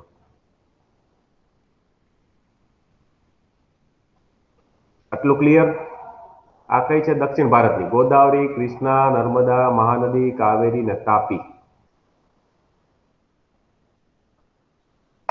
ઓકે, ચાલો હવે આના પછી જે થોડીક બીજી નદીઓના ઉદ્ગમ સ્થાન ને મહત્વના મારા તમને કેવા છે એ બધી. સતલજનું પ્રાચીન નામ તમને ખબર છે સતદ્રી, જે એનું ઉદ્ગમ સ્થાન કૈલાસ શ્રેણીના દક્ષિણ ઢાળ પર આવેલ માનસરોવર પાસેના રાક્ષસ તાલમાંથી નીકળે છે. ઓલું મેં તમને ઇંગ્લિશમાં બતાવ્યું છે, આ થોડુંક ગુજરાતી. હા, ઉદ્ગમથી સિક્કી સ્થાન, સિક્કી નહીં પણ સિપકેલા યાદ રાખજો. હવે આ નદી છે એ એક્ઝામમાં પૂછાઈ ગયું છે. હવે ઘાટ છે, આપણા ભવિષ્યમાં ઘાટ કરશી. હવે સતલજ નદી ભારતમાં પ્રવેશ કરે છે તો કયા ઘાટ મારફતે, એવો પ્રશ્ન પૂછાય તો સિપકીલા ઘાટ યાદ રાખજો. હિમાચલ પ્રદેશમાં સિપકીલા ઘાટ આવેલો છે, બરાબર. એના મારફતે ભારતમાં પ્રવેશ કરશે સતલજ નદી. ઉત્તર પશ્ચિમ દિશાના આગળ દક્ષિણ તરફ પ્રવાહિત થાય છે.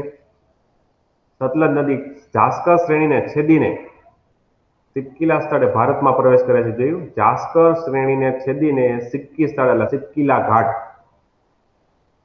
હિમાચલ પ્રદેશમાં ખાબ નામના સ્થાન પાસેથી સ્પીતિ નદી સાથે સંગમ થાય છે. હિમાચલ પ્રદેશમાં ખાબ નામના સ્થાન પાસે સ્પીતિ નદી સાથે સંગમ થઈ ગઈ છે.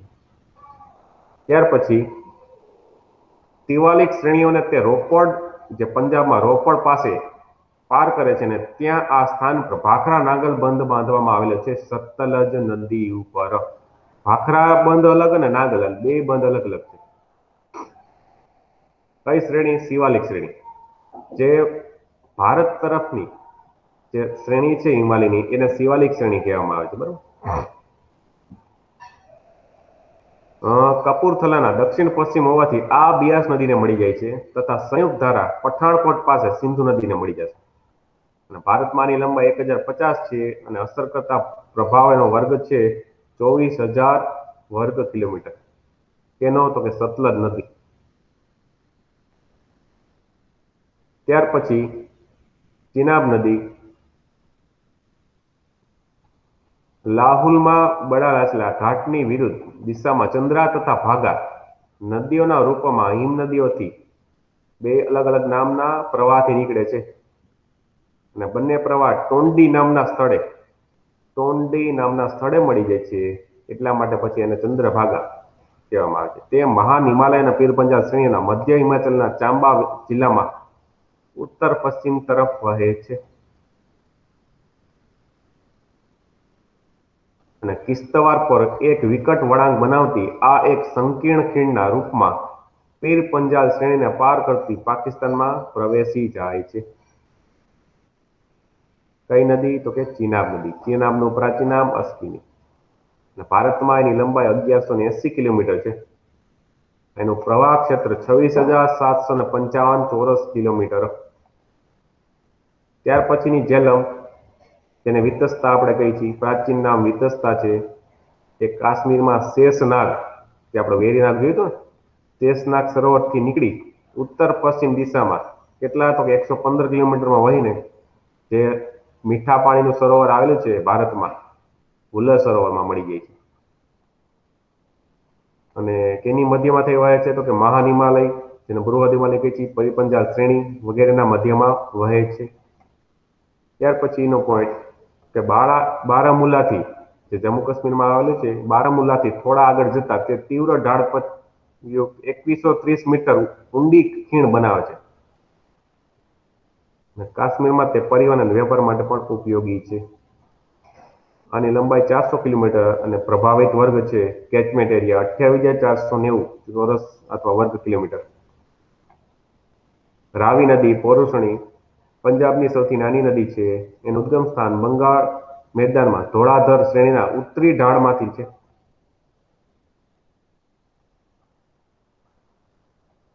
તીવ્ર ઢાળ બનાવે છે અને બસોલી પાસે આ નદી મેદાનમાં પ્રવેશી જાય છે. બસોલી નામનું સ્થળ 725 કિલોમીટર લંબાઈ છે અને અસર કરતા ક્ષેત્ર છે 5,957. બિયાસ નદી ઉદ્ગમ સ્થાન છે રાવી નદી પાસે, બિયાસ કુંડમાંથી રોહતાંગ પાસે આપણે જોયું હતી. કોટી અને લારજી ઘાટમાંથી વહી અને ધોળાધર શ્રેણીને હિમાચલ પ્રદેશમાં પ્રવેશ કરાવે છે. અને આ નદી કાંઠે કુલ્લુ, મંડી, કાંગડા બરાબર વગેરે મળીને સતલજને મળી જશે. એટલે આ સ્થળો છે જિલ્લામાં વહેતી કપૂરથલા પાસે સતલજને મળી જશે. કઈ નદી? તો કે બિયાસ નદી. અને 470 કિલોમીટરની લંબાઈ છે અને 25,900 ચોરસ કિલોમીટર છે એનું પ્રવાહ ક્ષેત્ર છે આખા. ઝેલમ, રાવી અને ચિનાબ અને મુલતાન પાસે એને મળે છે. ઝેલમ, રાવી, ચિનાબ, મુલતાન. અને મુલતાનથી 45 કિલોમીટર દક્ષિણ પૂર્વમાં બિયાસ નદી પણ મળી જાય છે. સિંધુ જળસંધિ જોઈ લીધી આપણે, એની મેપ જોવાઈ ગયો છે. સરસ્વતી, જેની ઋગ્વેદમાં પણ પવિત્ર નદી તરીકે ગણના થયેલી છે. સરસ્વતી સૌથી પવિત્ર નદી. અને આ નદીનું ઉદ્ગમ સ્થાન હિમાચલ પ્રદેશના સિરપુર જિલ્લાની શિવાલિક ટેકરીઓમાં આવેલું છે અને ભવાનીપુરના આગળ કેટલાક અંતર સુધી રણમાં સમાઈ જાય છે અને કરનાલ પાસે પાછી ઉભરે છે. સરસ્વતી નદી, જેને પ્રાચીન નામ સુરસુતી પણ કહેવાય છે. સુરસુતી. ધગધર અથવા આકરા નદી, પટિયાલાના રસુલા સ્થાન પર સરસ્વતી નદીને મળે છે અને આગળ આ નદી હાકરા કે સોતારા કહેવાય છે. ધગધર અથવા આકરા. સરસ્વતી નદી બીકાનેરમાં હનુમાનગઢ પાસે રણમાં સમાઈ જાય છે. ધગધર, આકરા. ગંગા નદી તંત્ર જોયેલું છે આપણે.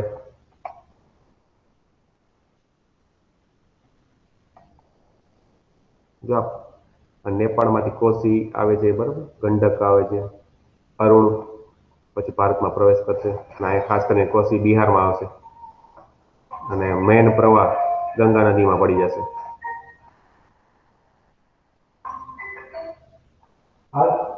ગંગાની સહાયક નદીનો સંગમ દેવપ્રયાગ, કનૌજ, ઇલાહાબાદ, ગાજીપુર, છપરા, પટના બિહારનું, હાજીપુર, ભાગલપુર, માલદા. હવે આ બધી સહાયક નદી જોઈ ગયા આપણે.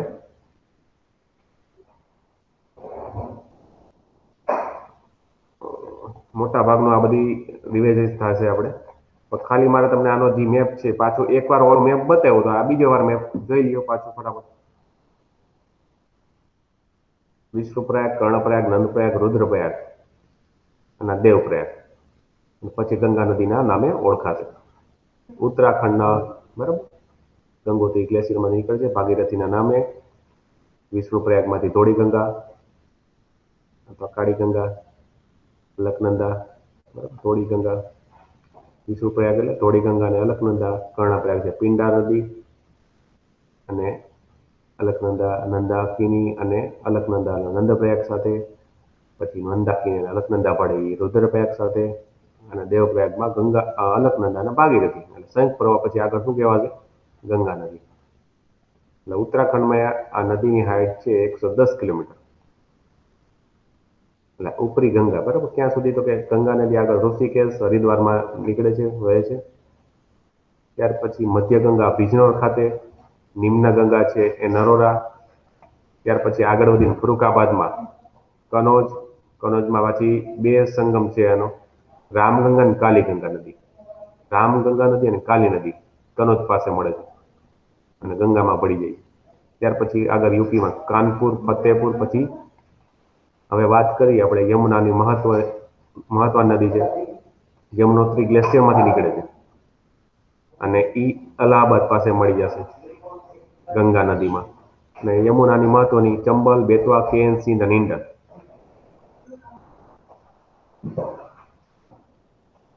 મિર્ઝાપુર, વારાણસી અને ગાઝીપુર. એટલે ગોમતી નદી પછી આગળ ગંગા નદીમાં પડી જશે.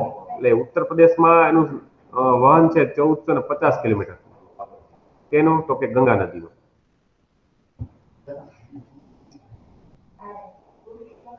અને બિહારના છપરા પાસે આમ નેપાળથી એક ઘાઘરા નદી આવે છે, એ પણ આમાં ગંગા નદીમાં પડી જશે. અને પટના પાસે સોણ નદી પડી જશે, સહાયક નદી. હાજીપુર પાસે ગંડક, જે કાઠમંડુ જે નેપાળમાંથી આવે છે, એ મળી જશે. નેપાળમાં છે, સોરી બિહારમાં 405 કિલોમીટર જેટલું વહન ક્ષેત્ર છે ગંગા નદીનું. આગળ ભાગલપુર થઈને પછી ઝારખંડમાં 40 કિલોમીટર જેટલું છે અને પશ્ચિમ બંગાળમાં 520 કિલોમીટર. ફરાકા બેરેજ થઈને આગળ પશ્ચિમ બંગાળમાં કલકત્તામાં આવે હુલકલી નદી નામે ઓળખાશે.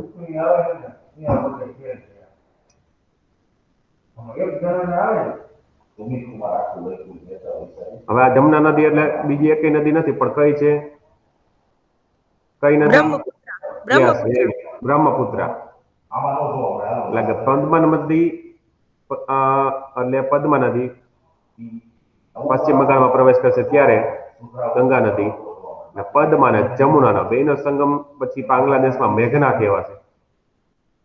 અને સુંદરવન ત્રિકોણમુખ ડેલ્ટાનું નિર્માણ કરે છે આ નદી. જોઈ લ્યો જી જરી.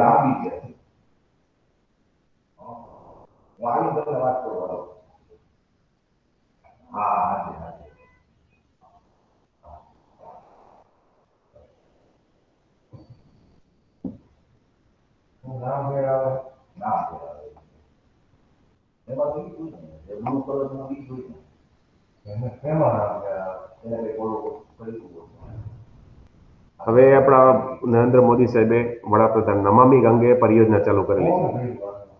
ત્યારે 1 જુલાઈ 2016 ના રોજ બરાબર શેના માટે? આ નદીને સ્વચ્છ બનાવવા માટેની છે. અને 2020 સુધી હાલ સુધીમાં જે પૂરું થઈ ગયું ત્યાં સુધીમાં 20,000 કરોડ રૂપિયાનો ખર્ચ થઈ ગયો.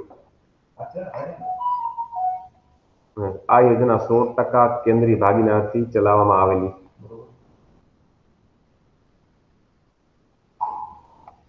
યમુના નદી જો ગંગાની સૌથી મોટી સહાયક ઉદ્ગમ સ્થાન બંદરપુર આપણે જોઈ ગયા.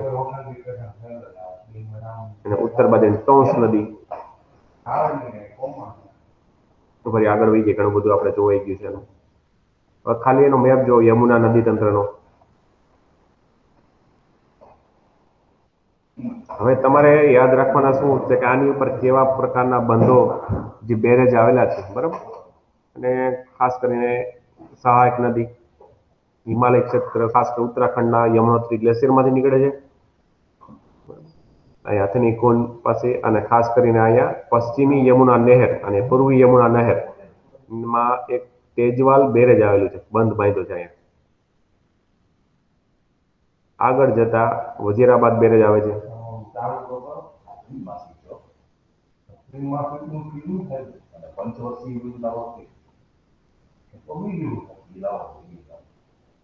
પછી અલ્હાબાદ પાસે, ઇટાવાથી અલ્હાબાદ પાસે ગંગા નદીને મળી જશે.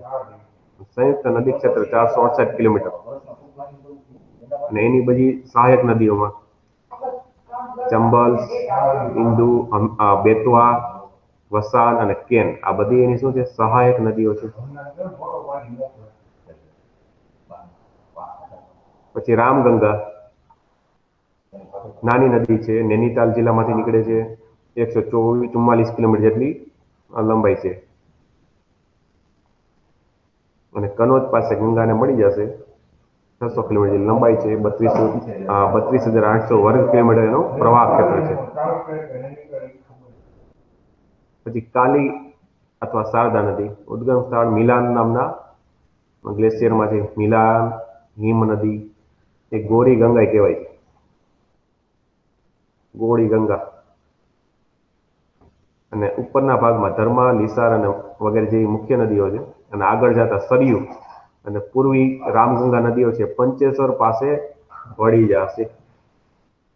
અને આના સંગમ આગળ કાલી નદી સરયુ શારદા નામથી બ્રહ્મદેવ પાસે મેદાની પ્રદેશમાં પ્રવેશ કરશે. કઈ? તો કાલી નદી. અને બહરામ ઘાટ પાસે તે ઘાઘરા નદીમાં પડી જાય છે, કાલી નદી અથવા શારદા નદી.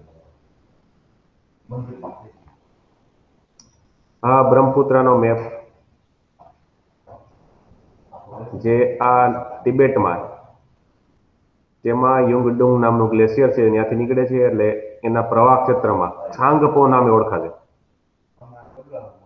પછી અહીંયા પ્રવેશ કરશે ક્યાં? ભારતમાં, ખાસ કરીને અરુણાચલ પ્રદેશમાં, એટલે દિહાંગ નામે ઓળખાશે. અહીંયા માજુલી નામનો નદીદ્વીપ, વિશ્વનો સૌથી મોટો નદીદ્વીપ આવેલો છે, માજુલી. આ બધી એની સહાયક નદીઓ છે, સુબનસિરી, રંગાન, ધનશ્રી, બરાબર, લોહિત, બુઢી, દિહાંગ વગેરે. પછી આ શું છે? અહીંથી અહીંયા સુધી જોવા જાય તો આ બધું આસામનું ક્ષેત્ર છે. ત્યાં આ બધી નદીઓના સંયુક્તના પ્રવાહ લીધે બ્રહ્મપુત્રા કહેવાશે. આગળ પછી બાંગ્લાદેશમાં આવે છે, એટલે જમુના કહેવાશે. પછી ગંગા નદી પ્રવાહ છે પદ્મા, અને આનો જમુના. એટલે બાંગ્લાદેશમાં જોવા જાય તો બંગાળની ખાડીમાં પડે એટલે મેઘનાના નામે, ત્યાં તમને ખબર સુંદરવન ડેટાનું નિર્માણ થયેલું છે.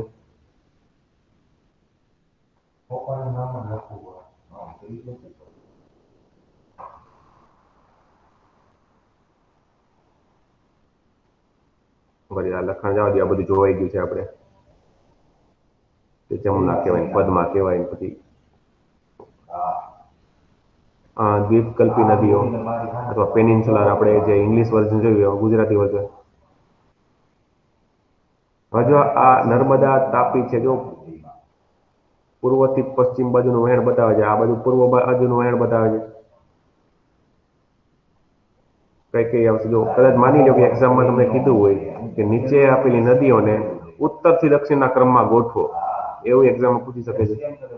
તો સૌથી પહેલા દ્વીપકલ્પમાં નર્મદા આવશે, પછી તાપી, પછી ગોદાવરી, બરાબર, નર્મદા, તાપી, પછી જોવું હોય તો મહાનદી આવી શકે, મહાનદી, ગોદાવરી, પછી ભીમા, કૃષ્ણા, તુંગભદ્રા, પેન્નાર, કાવેરી, પેરિયાર, આ બધી નદીઓ.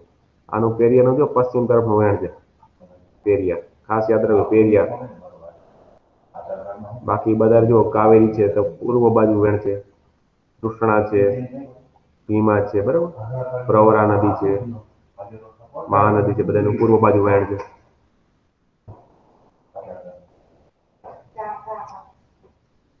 એટલે આ બંગાળના ખાડીમાં મળતી નદીઓ તમારે યાદ રાખવાનું કે પૂર્વ બાજુ વહેતી નદીઓ. બ્રહ્માણી નદી, આનો વિકાસ કોયલ અને સાંક નદીના સંગમથી થાય છે, જે બોનાઈ અને તાલચા શ્રેણીઓ તથા બાલસોર જિલ્લામાં વહીને વેતરણી નદીને મળી જાય છે. એટલા માટે શું કીધું બ્રહ્માણી અને વેતરાણી નદી એવું સંયુક્ત લખાઈ છે 418 કિલોમીટર જેટલી છે સંયુક્ત લંબાઈ છે મહાનદી આપણે જોઈ ગયા છત્તીસગઢના રાયપુર પાસેથી નીકળે છે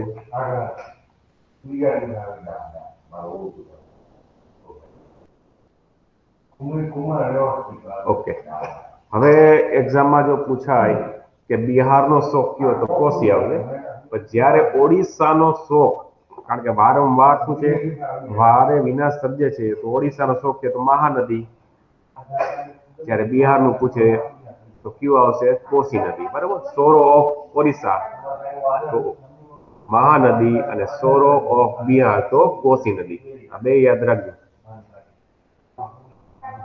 ગોદાવરી દક્ષિણ ભારતની સૌથી લાંબી અને પવિત્ર નદી એટલે દક્ષિણ ભારતની ગંગા કઈ છે આપણે ગોદાવરીને આનો સૌથી શું કહેવાય બેઝિન વિસ્તાર સૌથી વધારે છે મહારાષ્ટ્રના નાસિક જિલ્લાના ત્રંબકના ડુંગરમાંથી નીકળે છે આ જોવાઈ ગયું આપણે કૃષ્ણા નદી મહાબળેશ્વરના પશ્ચિમ ઘાટમાંથી નીકળે છે તુંગભદ્રા સહાયક નામે બરાબર મુખ્ય સહાયક નદી છે તુંગભદ્રા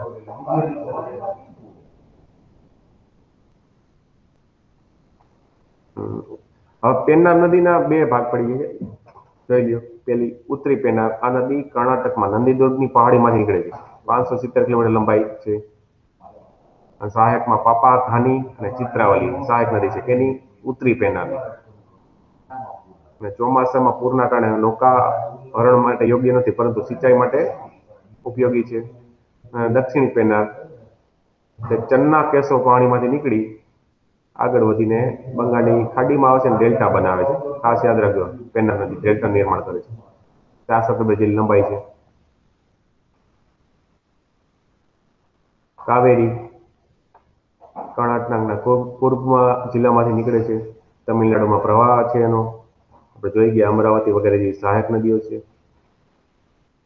ખાસ યાદ રાખવું હોય તો ભારતનો જે પહેલો શું કહેવાય નદી ઉપરનો પ્રોજેક્ટ શિવ સમુદ્ર કાવેરી નદી ઉપર આવેલો છે અને કાવેરીને દક્ષિણની ગંગા કહે છે પણ આ ખરા અર્થમાં ખોટું છે દક્ષિણની ગંગા આપણે જોઈ ગયા કઈ છે ગોદાવરી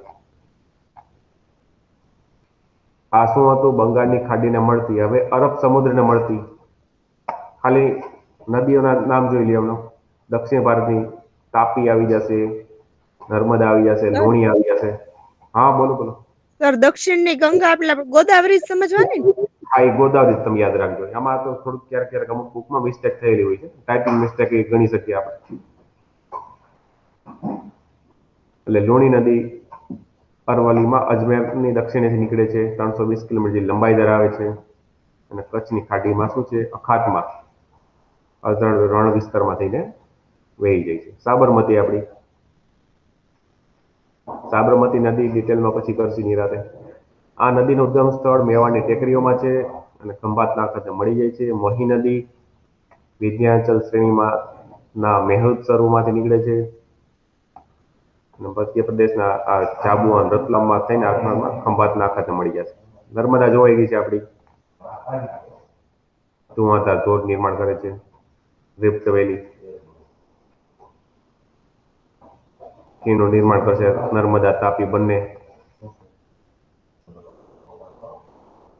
બરાબર તો આ આપણે મહત્વના નદીઓ જોઈ છે મહત્વની મોટા ભાગની બરાબર હવે એસએસ જો તમે લોકો માની લો તમારી પાસે ધોરણ 9 ની એસએસ ના હોય તો કાંઈ નહીં પણ ડાઉનલોડ કરી લેજો અથવા આપણી યુટ્યુબ ટેલિગ્રામ ચેનલમાં પણ હજી આ બુક આપેલી છે એટલે ક્યાંય પરચેસ કરવાની જરૂર નથી તમારે બરાબર એટલે આ વસ્તુ છે બરાબર ઓકે ચાલો બીજું કાંઈ તમને પ્રશ્ન હોય તો કહેતા જજો અને બાકી મને યાદ આવશે તો એ પ્રશ્ન તમને સોલ્વ કરાવતો જઈશ બરાબર અને તમે જે સોલ્વ કરવો હતો પ્રશ્ન કયો આ બેને પ્રશ્ન પૂછ્યો તો મને કંઈક અક્ષાંશ રેખાંશ હતો ને પ્રશ્ન બેન હા સર ઓલું ચા પીવાનો ઓલો હતો ને પ્રશ્ન તો એ આપણે કાલે સવારે ચા પીને આવશે એટલે ચા પીને સોલ્વ કરી નાખી પ્રશ્ન રેડી એ કાલનો ટોપિક છે નવો ટોપિક લેસી અક્ષાંશ રેખાંશ અને એ અક્ષાંશ રેખાંશના ટોપિકમાં જ તમને જે વસ્તુ છે બરાબર ગ્રીનિચ વાળો હતો ને કે 12 વાગ્યા એવું હતું ગ્રીનિચ માની લ્યો કે એમાં બપોરના સમય થયો હોય, લગભગ 12 વાગ્યાનો સમય આપ્યો હતો, અને કોઈ પણ સ્થળ ઉપર સવારના 6 વાગે આપણે બેઠા બેઠા ચા પીતા હોય, બરાબર, તો આપણે કયા અક્ષાંશમાં કયા રેખાંશમાં એવો પ્રશ્ન હતો ને, એટલે કાલે પ્રશ્ન ઈ સોલ્વ પેલા ટોપિક જોઈ લેશી અને એના આધારે આપણે પ્રશ્ન જવાબ સોલ્વ કરી લેશી. રેડી? સર ચાલો આજના ટોપિકમાં કાંઈ પણ થોડો કઈ ડાઉટ હોય તો મને પૂછી શકો છો. અને તમે જો એક વસ્તુ વિચારો કે જો આપણે આપણા પાઠ્યપુસ્તકો, જો આ જે આપણે જે ટોપિકનું નામ શું હતું તો કે જળ પ્રવાહ ભારતનું નદી તંત્ર, બરાબર. નદી તંત્રમાંથી જોવા જઈએ તો 3 પ્રશ્ન નીકળી ગયા. 3 પ્રશ્ન ક્યાં? એક તો નદી બેઝિન, આ તો જો કે ખારા હાથમાં આમાં ગુજરાતીમાં આપ્યો છે વૃક્ષાકાર અલ્પરચના, પણ ઇંગ્લિશમાં તમારે યાદ રાખવાનું ડેન્ડ્રીટિક ડ્રેનેજ સિસ્ટમ, આ એક પ્રશ્ન નીકળો. બીજો પ્રશ્ન કયો હતો? જળ વિભાજકનો. પશ્ચિમ ઘાટ જળ વિભાજક છે. પછી હજી એક પ્રશ્ન કયો હતો જોવો તો? ફાટખેડ. તો વિચાર કરો, આ જ ચેપ્ટરમાંથી 3 પ્રશ્નો આવે છે. પણ હવે તમે વિચાર કરો, તમારે જીપીએસસી ની એક્ઝામ આપતા હોય એટલે હવે આ આટલી વસ્તુ તો તમારા માટે જરૂરી જ છે, પણ સાથે સાથે આ બધું વાંચીને રિવિઝન કરીને એનાલિસિસ કરતા શીખવાનું, અને બીજા કોઈ પણ મટીરિયલ હોય ખાસ કરીને હિન્દી, ઇંગ્લિશ, તો એવા પણ તમે ફોલો કરજો. ઉદાહરણ તરીકે મેં તમને ઓલી બુકનું નામ આપ્યું હતું કે મજીદ હુસેન છે, ખાલી ઇન્ડિયન જીઓગ્રાફી માટે, અને ઈ યુપીએસસી લેવલના લોકો પણ એને ફોલો કરે છે. અને ખાસ કરીને જોવા જાય તો હવે જીપીએસસી પેટર્નના આધારે, બરાબર, હવે એમાંથી પણ પ્રશ્નોનું શું કે સ્વરૂપ આવતું જાય છે, બરાબર. તો એવું પણ તમારે થોડું થોડું યાદ રાખવું, પણ આપણું જે બેઝિક ફાઉન્ડેશન છે એ ભૂલવાનું નહીં ક્યારેય, બરાબર. ચાલો આટલું રાખી છીએ આપણે, અને કાલે હવે મળી જઈએ. ચાલો, જય હિન્દ, જય ભારત. સર હેન્ડ સ્પ્રી લઈને બોલજો ને કાલ. Hand free? ઓકે, કાંઈ વાંધો નહીં. ચાલો હવે તમારે હેન્ડ ફ્રી લઈને બોલીશ. એટલે અત્યારનો અવાજ બરાબર આવતો હતો બધાને? ના